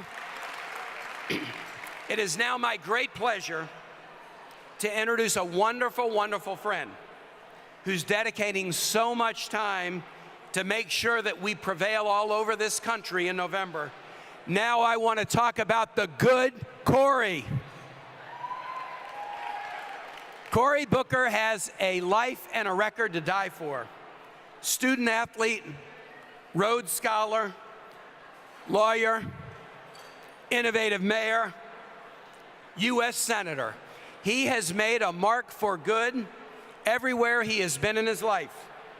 In the Senate, he's a passionate voice for diplomacy, for criminal justice reform, fighting discrimination, and protecting the Mueller investigation, which is so very, very important. Cory Booker and I, we work together on important initiatives. We've traveled together around the world as senators to meet with our allies. I can attest that Cory Booker is an enthusiastic singer with a very bad voice, but that doesn't dim his enthusiasm. He is absolutely tireless in his effort to help Democrats win, most recently in his valiant effort that was key to electing Doug Jones to be our senator from the state of Alabama. It is so good of Cory Booker to come and be with Virginia Democrats tonight. So stand on your feet and give a great Virginia Democratic welcome to my friend Cory Booker.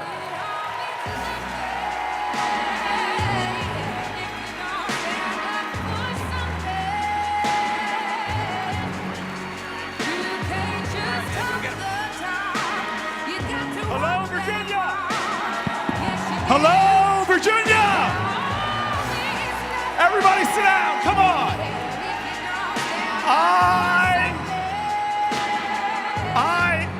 I am so pumped up. Thank you for that introductory music. I will note that it was not Bon Jovi or Bruce Springsteen, but that's okay. I am so grateful to be here tonight. And if you'll allow me just to jump right in,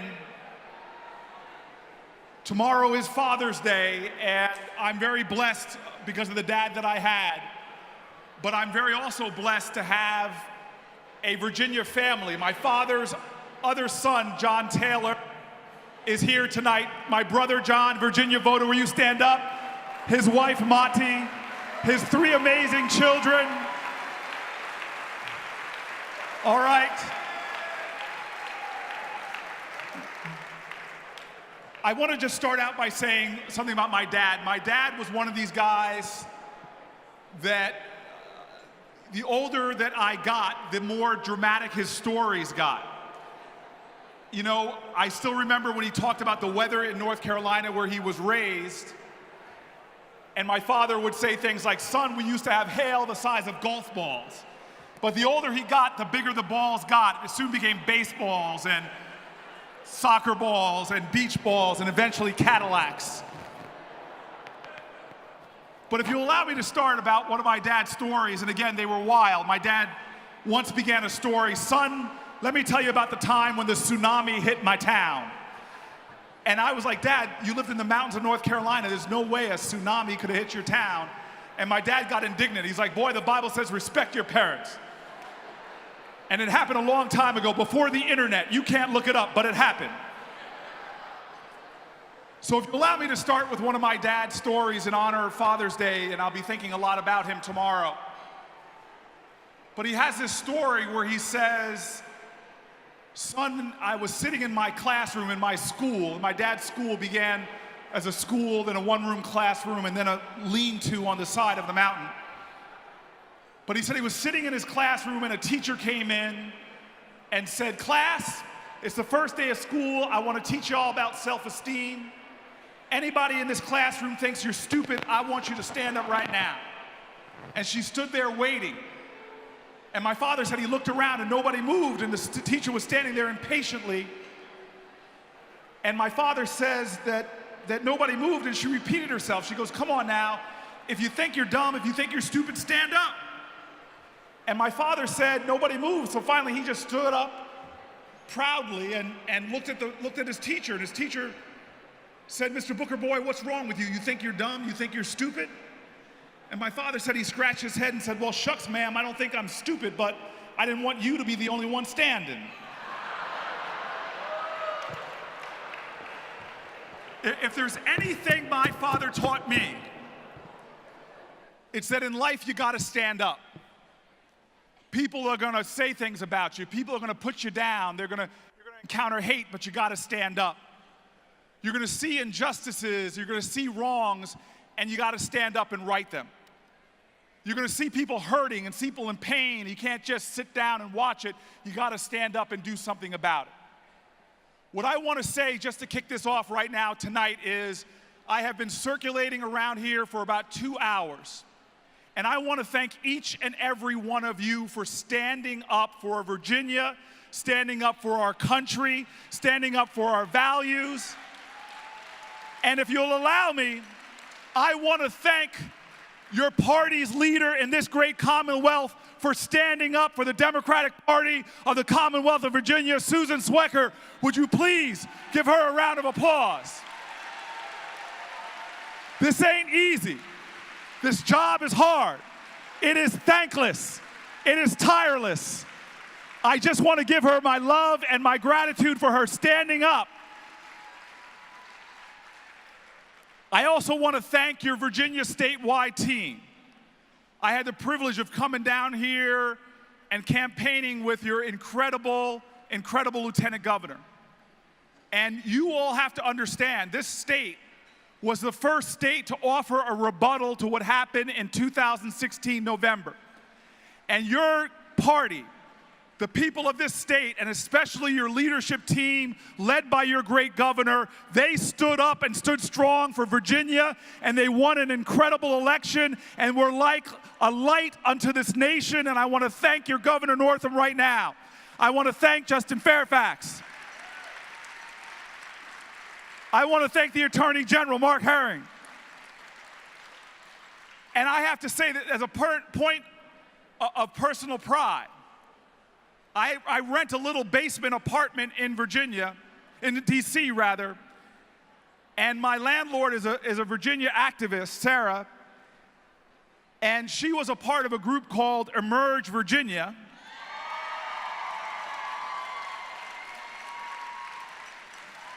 And I give a lot of credit to the people with the titles, but I'll tell you right now, all across this country, there is something happening.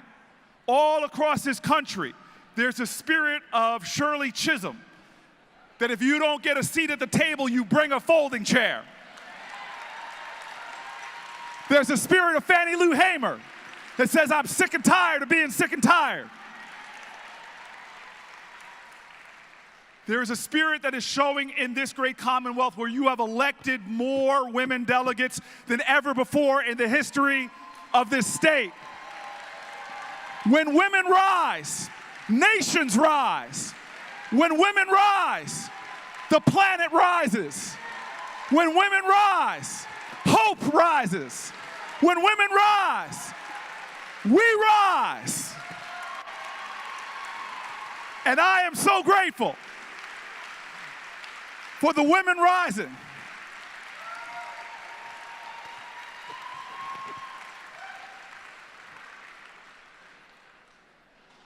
And so tonight I am proud to stand here before you. So much has been said tonight, but I want to share a message of spirit. Tonight I want to share a message from my heart. We are at a point in our country's history that we've got to begin to understand that this is not a partisan moment. We're at a moment in our nation's history where this is a moral moment. And we are here tonight, we're under the gauze or the title or the rubrics, we call ourselves Democrats, but I have to tell you, I'm not a Democrat because I love the name or I don't understand what the symbol's all about. Why did we pick a jackass? I don't know.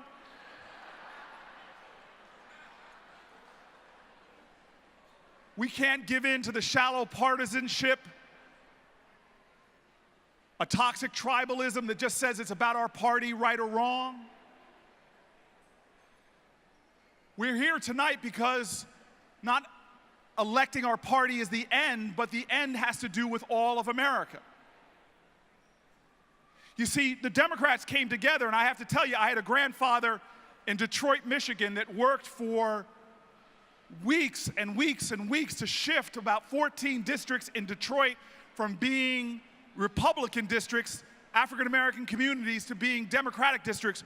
We are here because a lot of folk understood what this party is about.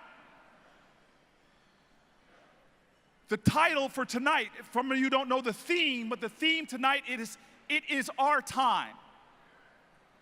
And I know the folks who chose that title, when they said the word our, they weren't just meaning Democrats. They were going deeper than that in the definition of our time.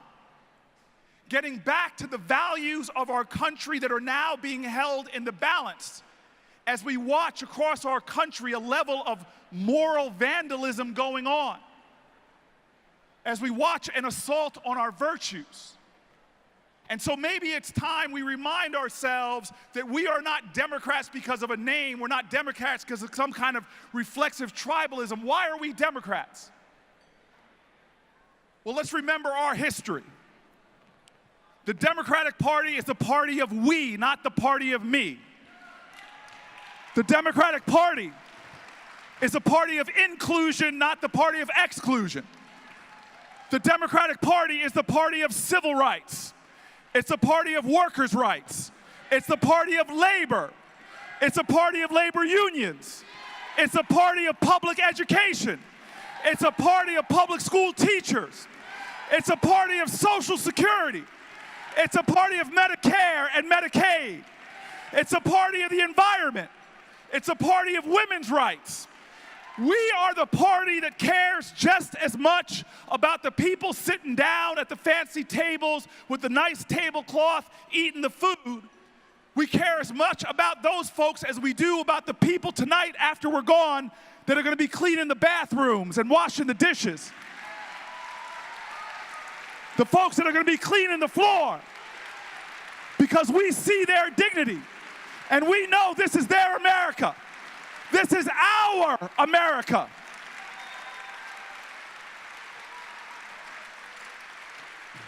And I'll tell you this. And it hurts me that I got to remind folk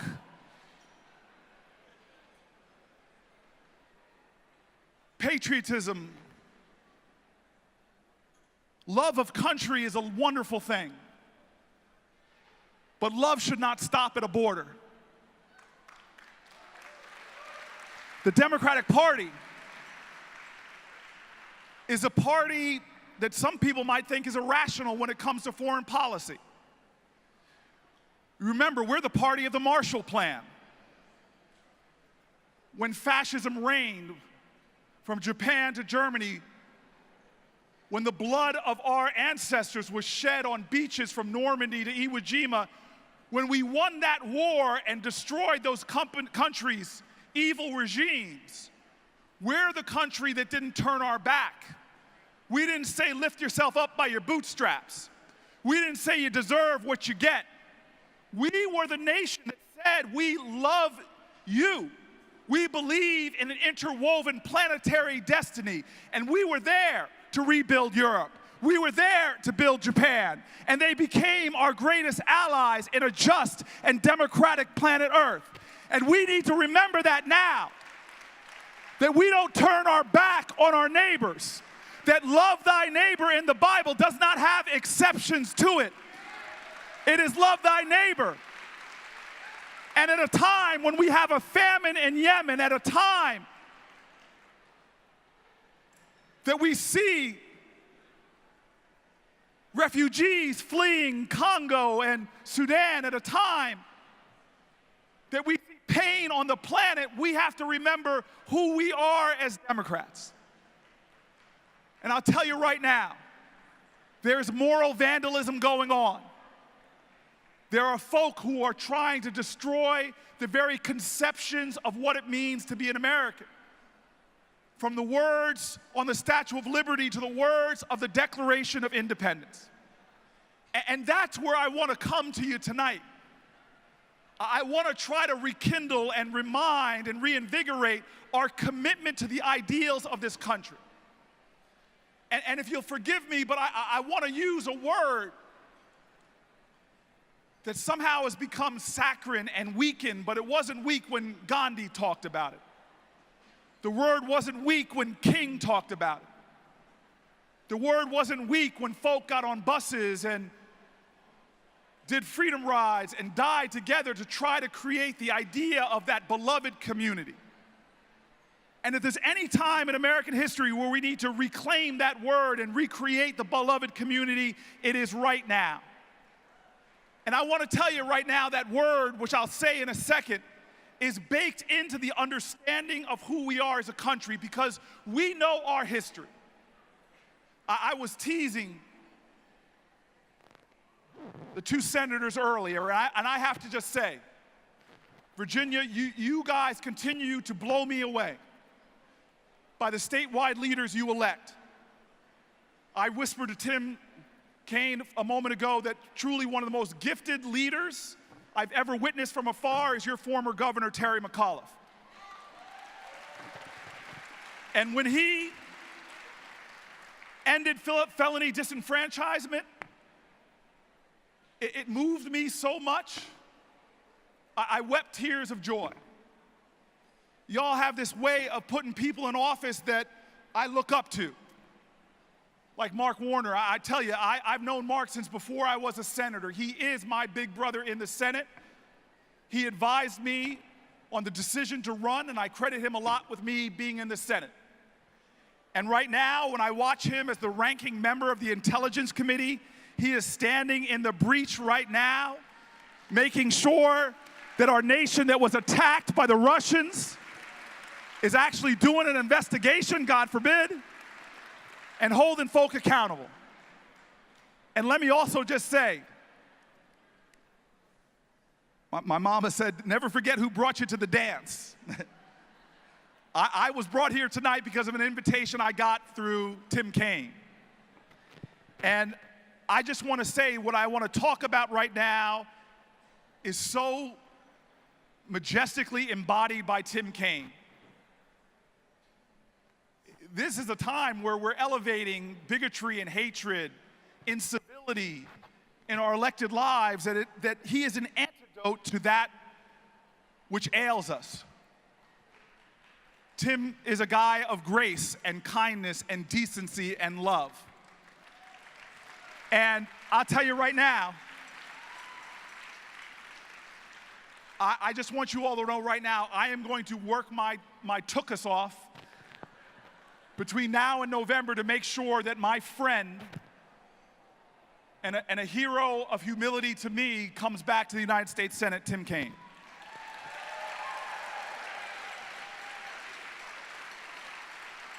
And so let me just say this. So a lot of folk have this great man theory of history that is so wrong. We are this nation, and I honor the Lincolns and the Jeffersons and the Kennedys and the Kings and all of the great men that we hail in our history books. But I just want to say right now that we got here not because of that spirit. If you think of every great advancement in this country's history, it's happened because of ordinary Americans who made an extraordinary commitment to the cause of this country. And the great leaps we've made in progress have never become because of any particularized group. In fact, they've come because of multi-ethnic, multi-religious, multi-racial coalitions. If you think about this, think about the suffrage movement. We didn't get our women's rights in this country because a bunch of men down in Washington said to themselves, yeah, it's about time that those women get their rights. We got that because women sacrificed and struggled and joined together with others in coalition to make that change happen. We didn't get civil rights and voting rights because Strom Thurmond was sitting down there in Washington and thought to himself, yep, it's about time those Negro people get their rights. No, we got there because Americans from all different backgrounds joined together in common cause to make our country real. And it's something that our founders understood, and I don't want to whitewash our history. Our founders expressed and show an incredible genius, but they were flawed people. I mean, look at our founding documents. Native Americans are referred to as savages. Women are not referred to at all. Stokely Carmichael, the great civil rights activist, used to always say, constitute. I can only say 3/5 of the word. Some of you will get that in a minute.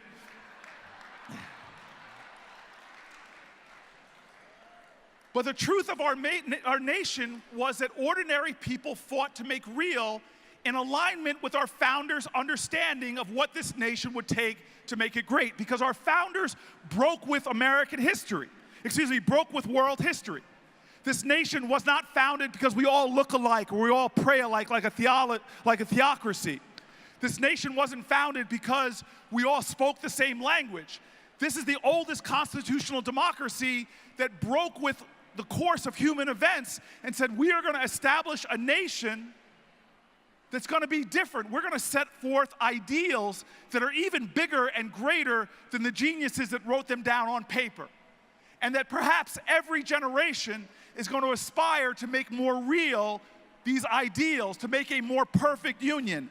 And the incredible thing is that the founders knew that if we were going to found a nation that wasn't based upon tribalism or ethnicity, which you can go and look at the globe right now and see how other nations' borders are shaped by religion and ethnicity, but this nation was going to be formed on ideals, and that therefore we as a country had to have a different kind of commitment to each other, an extraordinary commitment, an exceptional commitment. And that's why when they wrote the Declaration of Independence, they said in order for us to make it, in order for us to break with the course of human events, we must, and in the last words of that Declaration of Independence, we must mutually pledge to each other our lives and our fortunes and our sacred honor. And so this, to me, in that Declaration of Independence, is a declaration of interdependence. It's this understanding that we are all caught, as King wrote in the letters from the Birmingham jail, we're all caught in an inescapable network of mutuality, tied in a common garment of destiny. That we've got to begin to have a deeper understanding that we need each other, that we rely on each other, and that the least we can pledge to each other is that ideal of sacred honor. That's what has gotten us together. It's American after American understanding that we have got to show a greater commitment to one another, manifested in that word, love. Now look, I get frustrated when our nation begins to hail this ideal that says, hey, we're about tolerance. That America, we strive to be a tolerant nation.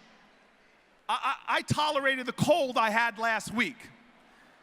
If you disappear off the face of the earth, if you're just tolerating somebody, you couldn't care less.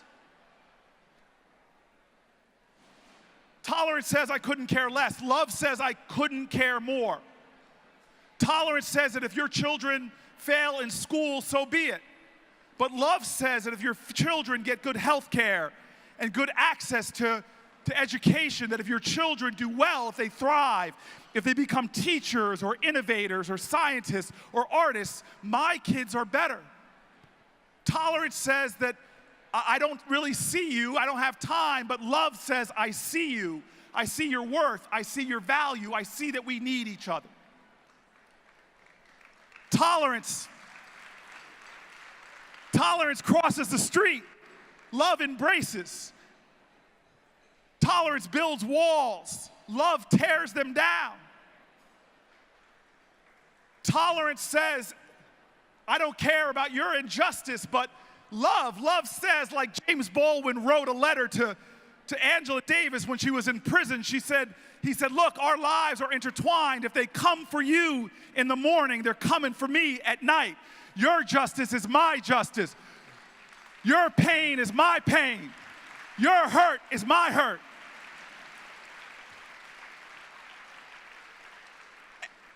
And what folk don't understand is that in this nation right now, when too many Americans are hurting, when the very idea of the American dream is under assault, if you're a baby boomer in this room, in that generation, 90% of baby boomers earned more than their parents did better than their parents. That idea of America is being eroded. We now live in a country where if you're a millennial, it's a toss-up, it's a coin toss. Only about 50% of millennials do better than their parents. We live in a nation right now where we used to be the best infrastructure on the planet Earth. In my parents' generation, now we're not in the top 10. We used to be a nation that had the best investments in education. Now we're not even in the top 10. We used to be the best research and development country on the planet Earth. Now we're not even in the top 5. We see ourselves slipping, but more and more, we see folks who are hurting in ways that should cut against our ideals of justice. We start our very national anthem with the idea of, oh, say, can you see? But somehow we are becoming so divided from each other, suffering from a poverty of empathy, that we don't even see the suffering of our fellow Americans. Right now in this country, as we sit here tonight, there are thousands and thousands of children sitting in prisons and jails who have not been convicted of anything, but because they can't afford to pay the bail to get out, they languish in prisons. They are our children. Human rights organizations, Bobby Scott knows this well. Human rights organizations call what we do to children in jail torture when we put children in solitary confinement. Right now in this country, we shackle pregnant women who are giving birth. Right now in our country, there's over 7 million senior citizens who live below the poverty line because their Social Security check doesn't go far enough. Right now in this country, There are people who are putting aside their life-saving medications because they cannot afford the prescription drugs. Right now in this country, there are teachers, public school teachers, who cannot afford to pay back their student loans, who reach into their own pockets to pay for the basic needs of the children that they teach, to buy them school supplies, to buy them food, because we are a nation that underfunds public education. And right now in the nation, in the course of my speech, in communities like mine in Newark, there are people being shot hour after hour and being killed. And so I want to remind everybody of our power. Alice Walker said the most common way people give up their power is not realizing they have it in the first place.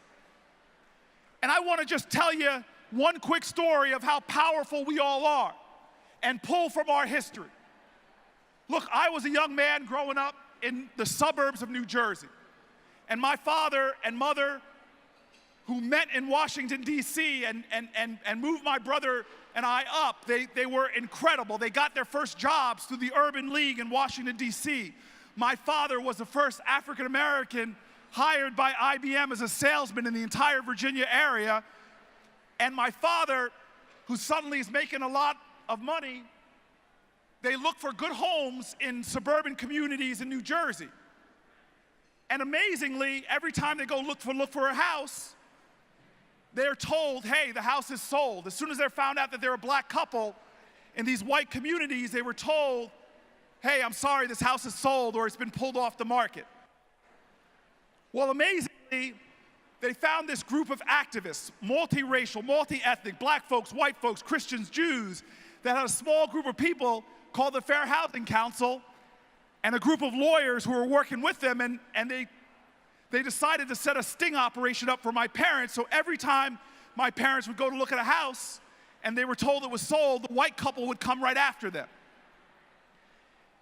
And one day my parents found this house that they loved. It was the house I would eventually grow up in. And my parents were just thrilled, but then they were told, I'm sorry, Mr. and Mrs. Booker, the owners pulled the house off the market, it's not for sale. And they left, but the test couple came right after them. This is 1969. And the test couple found out that the house was still for sale. And it was amazing. The test couple put a bid on the house, the bid was accepted, papers were drawn up, and on the day of the closing, in the real estate agent's office, the white couple didn't show up. My dad did, and a volunteer lawyer.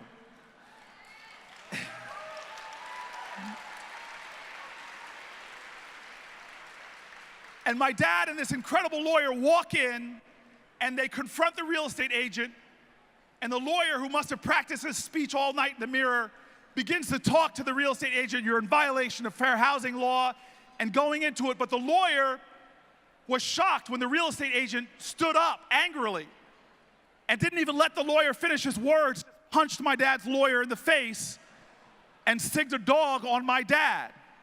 Now, every time my dad would tell the story when I was growing up, the dog would get bigger.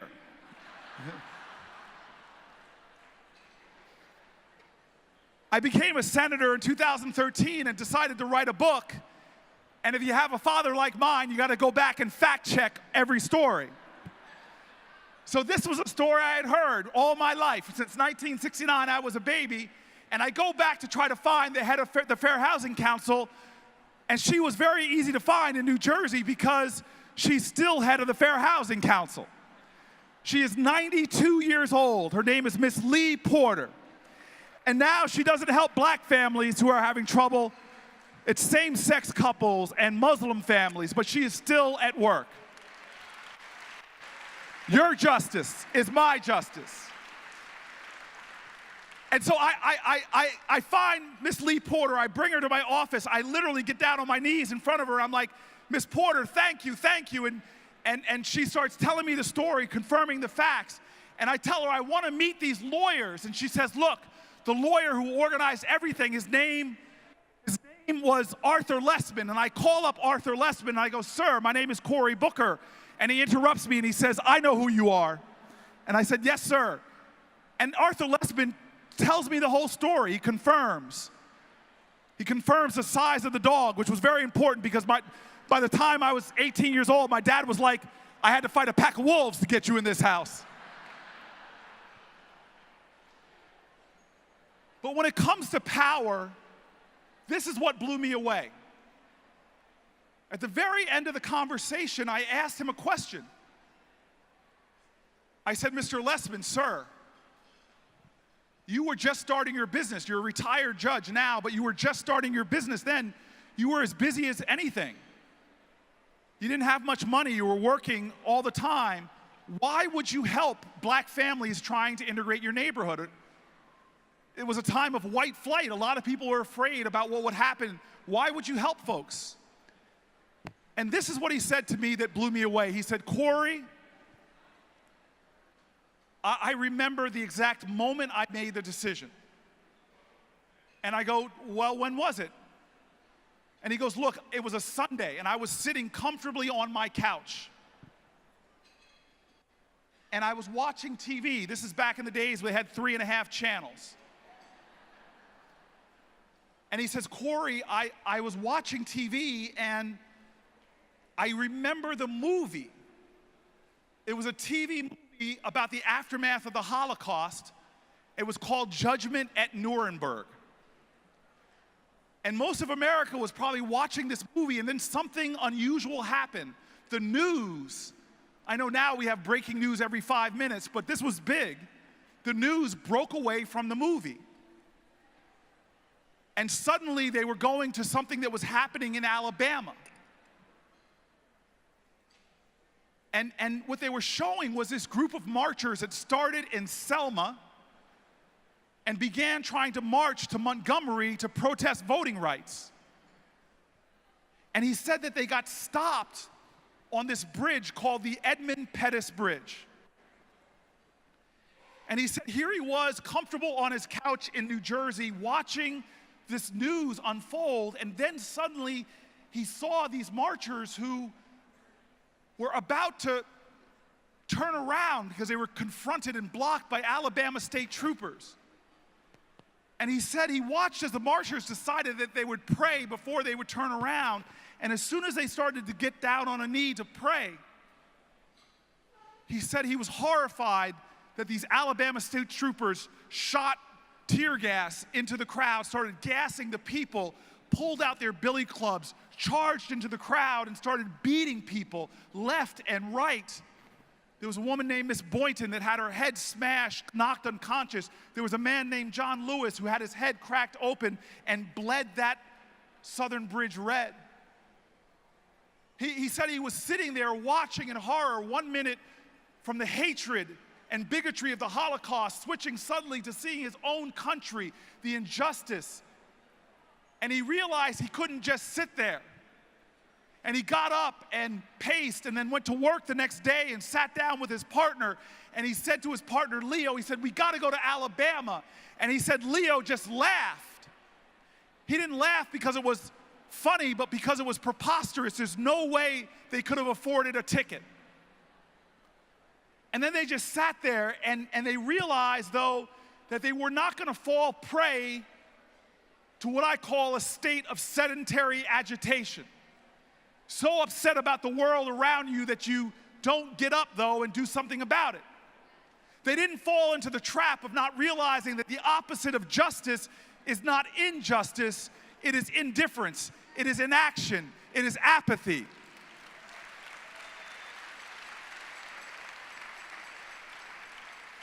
They didn't fall prey to this understanding that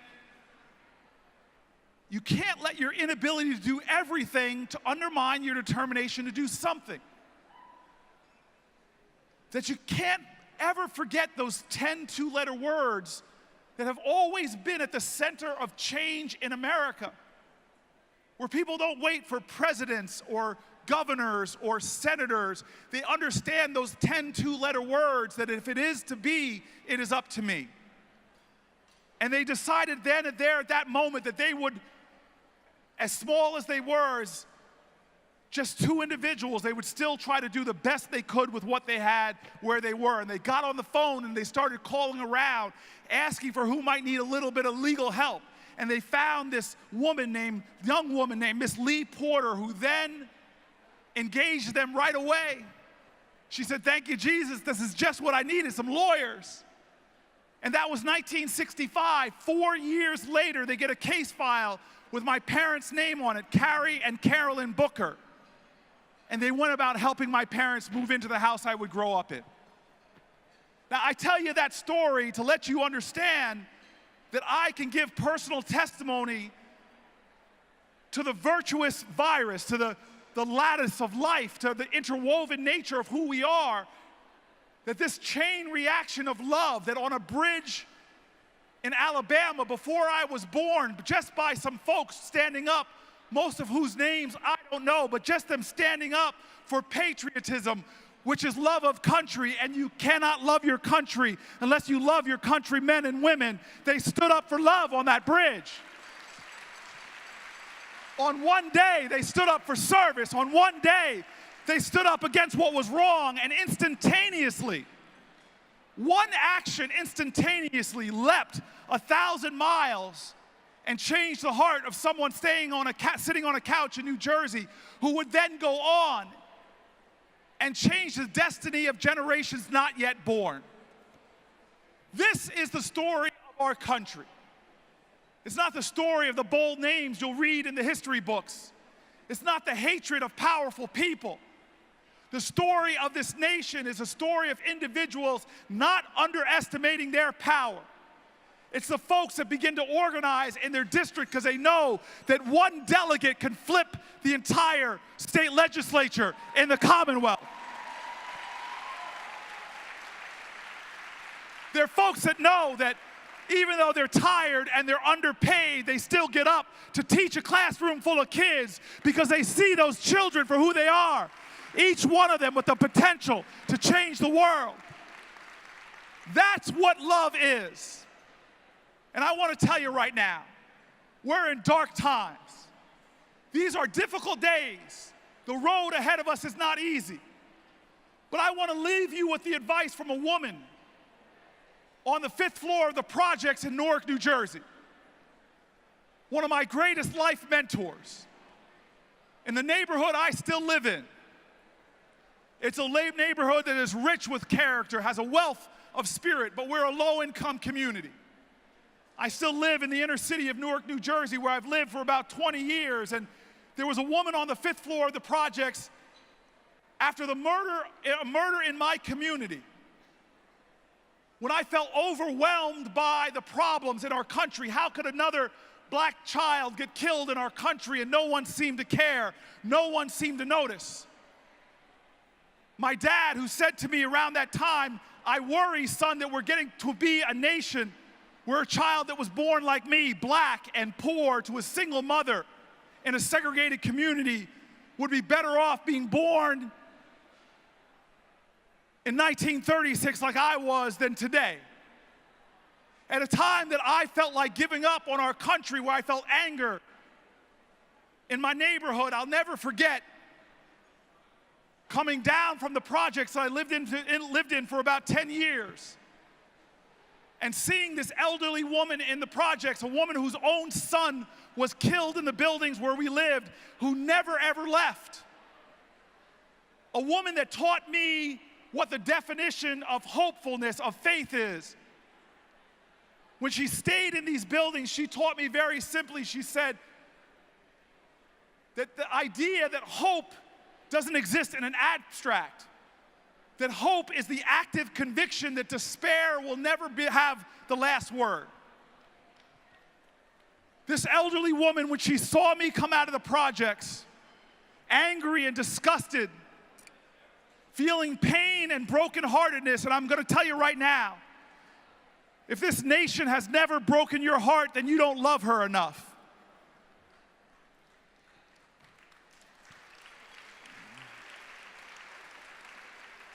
She sees me in the morning after the terrible murder, yet another in our neighborhood, and all she did was open her arms to give me a hug, and I ran across the courtyard and hugged her and held her.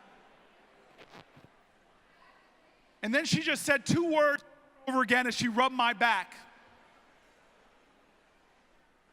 She said, stay faithful, stay faithful, stay faithful. And so tonight, my fellow Americans from the great Commonwealth, we need your faith right now.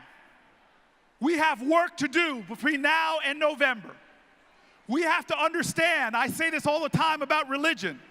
Before you tell me about your religion, first show it to me in how you treat other people.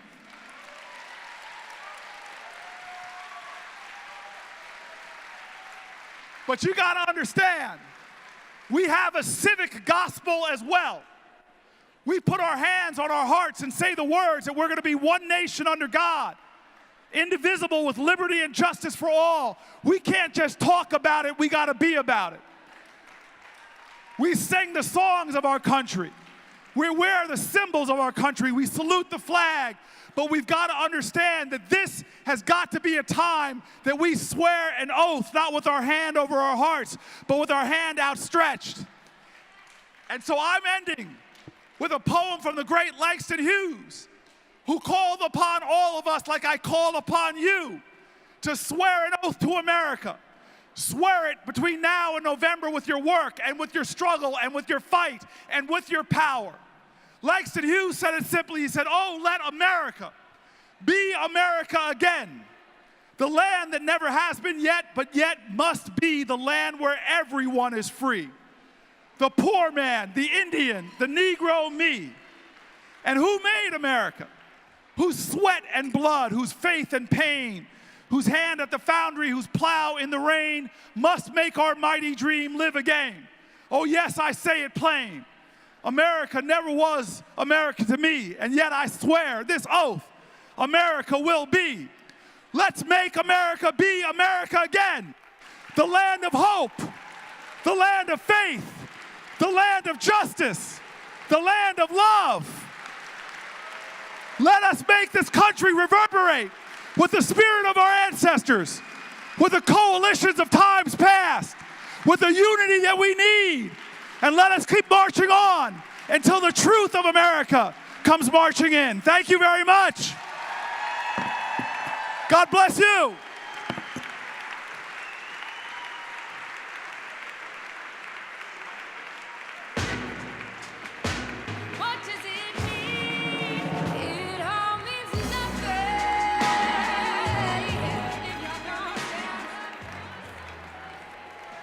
I want to thank everybody for coming out to our first Blue Commonwealth Gala. And, you know, we have such amazing elected officials in Virginia, but New Jersey doesn't do too shabby with Cory Booker, right, guys? Thank you, Senator Booker, so much for being with us this evening. I want to note just a couple things. I know you see the little colored lights out here. That's Mayor Stoney honoring Pride Month. Everybody give it up for the mayor and Pride Month. One last note, the Young Democrats are hosting the after party at just across the street. It's C'est La Vie, and they have volunteers with glow sticks pointing the way outside. So if you still want to party on, you can hang out with the YDs, a really great group. Thank you all again for coming. And I look forward to partying with you in November. Thanks a lot.